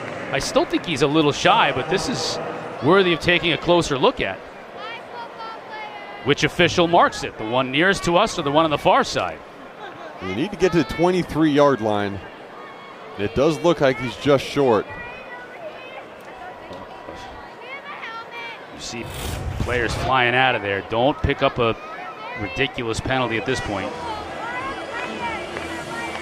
Yeah, he doesn't get there. No. So Miami will take over. 3:38 left to go, and they need 2 touchdowns. It can be done. It can be done. The lost art of measuring. Are they going to measure this? When was the last time we saw a measurement? They aren't going to measure it. I've talked to officials about that before. You guys don't measure anymore. They never do. You've noticed that? Well, this is the first time. All right, this is the 5th game we've done this year. This is the first time we've had a measurement, I think. In all 5 games. You're right. It used to be all the time. Measure it. And this one's not even close. It's not even close. It's like almost a yard. I've seen them where it's an inch, and they're like, don't bother with the measurement. This is good. It's funny. Sometimes the coaches are like, look, measure it. Not even Stockstill just asking him to get out there and measure. It used to be the thing you would do to stall. I want a measurement. Come on, coach. It's not even close. Measure it. I want to be sure. All right, bring him out. All right.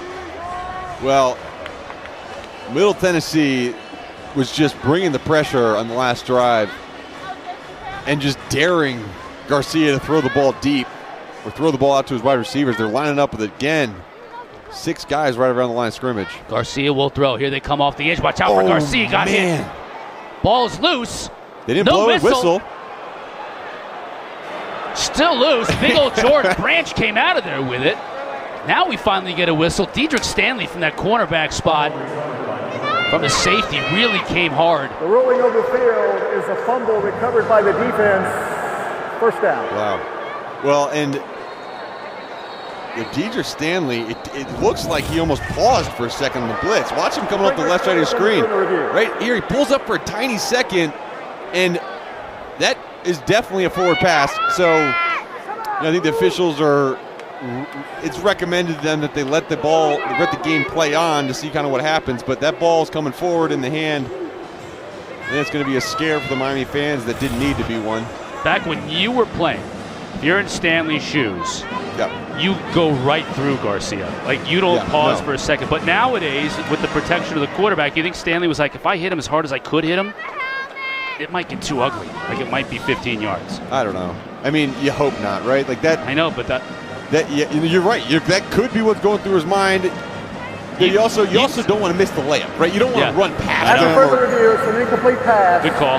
Ball be placed at the previous spot, and it's 2nd down. You've told me yourself, if you were playing in today's college football, you get kicked out all the time. Yeah, most games. Every game. Most games. Your coach would have to sit you down.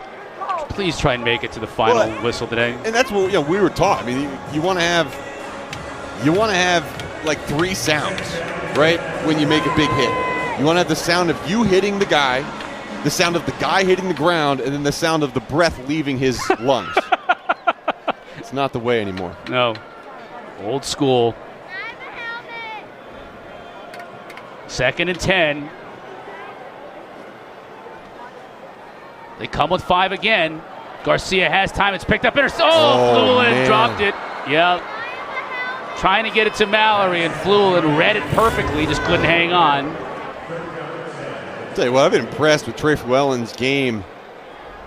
He's been around the football a lot. Transfer from Houston Baptist. And you mentioned earlier in the game, he had a pass interference on a big play. It didn't derail his focus or effort at all. I mean, he's still attacking the football in the air. He came back the next play and forced the fumble. Exactly. 3rd down and 10. Pressure again on the edge, but Garcia has time. Going to Smith. Nice play. Defended beautifully by Patterson. He's had a good game, too. they've been on the field for so many plays. We've mentioned their names so often. They just keep fighting back. And they just go make play. They attack the football in the air. And you can't say the same thing about the Miami wide receivers. They're going to let the ball come to them. Now 4th down. This is the play. Got to convert here. Skinner in motion to the top of your screen. As they have all game long, Middle Tennessee showing pressure. They got 6 in the box. Will they bring all of them? They drop one of them back. Garcia trying to get it to Ladson and just overthrows him.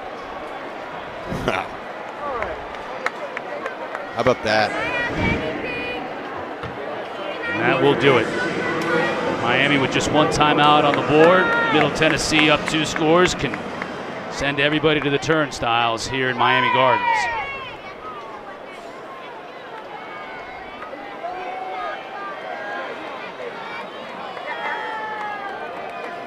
Jake Garcia came in here in the second half, Mark, and gave him a little bit of a spark. Just wasn't enough.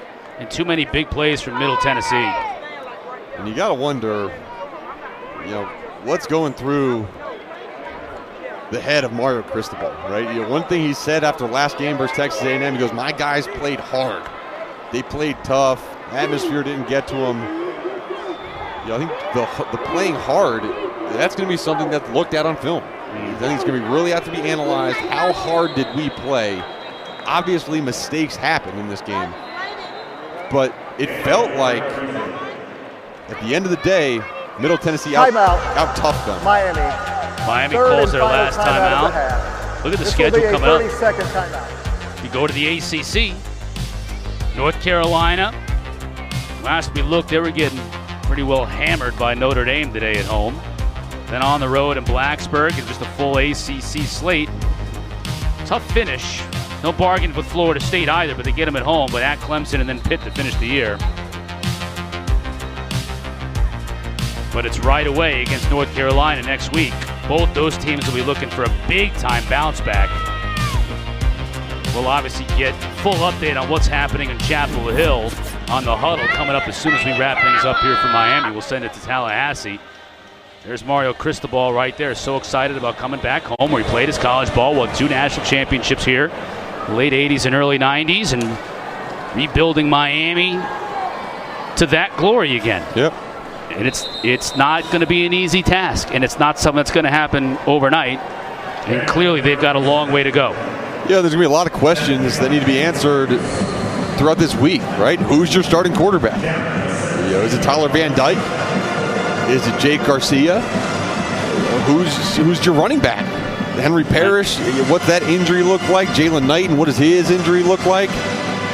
And Estrepo's going to be out for 5 weeks at least. So you got to find a receiver. You thought maybe Ladson had a nice first half. Yep. You saw some others, Brinson, do some good things. But someone's really going to have to step up on the outside, aren't they? Keyshawn Smith was impressed with his bounce back. He did not have a great game against A&M. He had a couple good catches in this game. But the Miami defense, that's been where they've just relied on the defense. Yeah. And they were number 2 scoring defense in the ACC coming into this game, and giving up 45 points today. Obviously, points off turnovers were a big part of it, but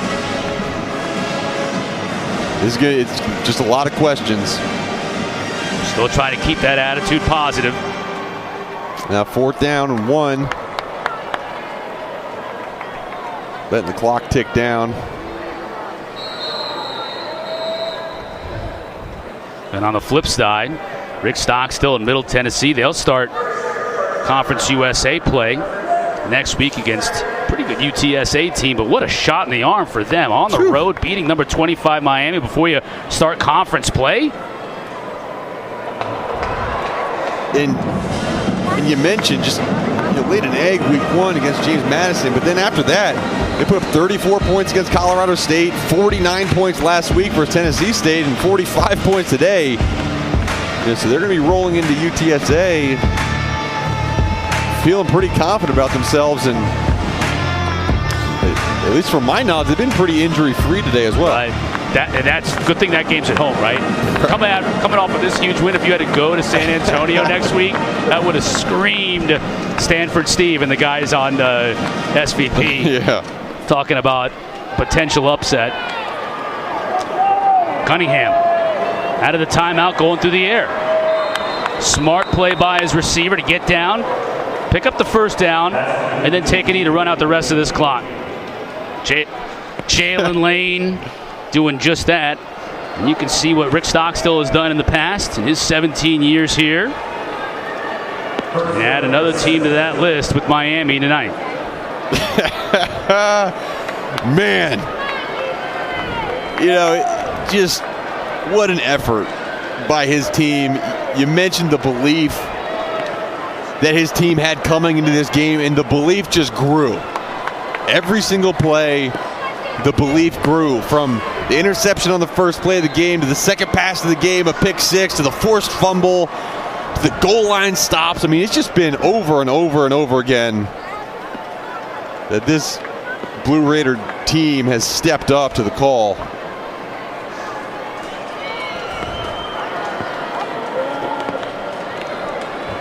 Middle Tennessee with Rick Stockstill been to a bowl game in 11 of the last 13 years, and on his way to another one this year with this win. This is a good football team. They're going to compete in Conference USA. There's no question about it. And for that man right there, Mario Cristobal, it's back to the drawing board. It's going to be a tough week down in Coral Gables. Yeah, tough week. A lot of questions to answer on what he's got going forward. But you can't be more excited for that man right there.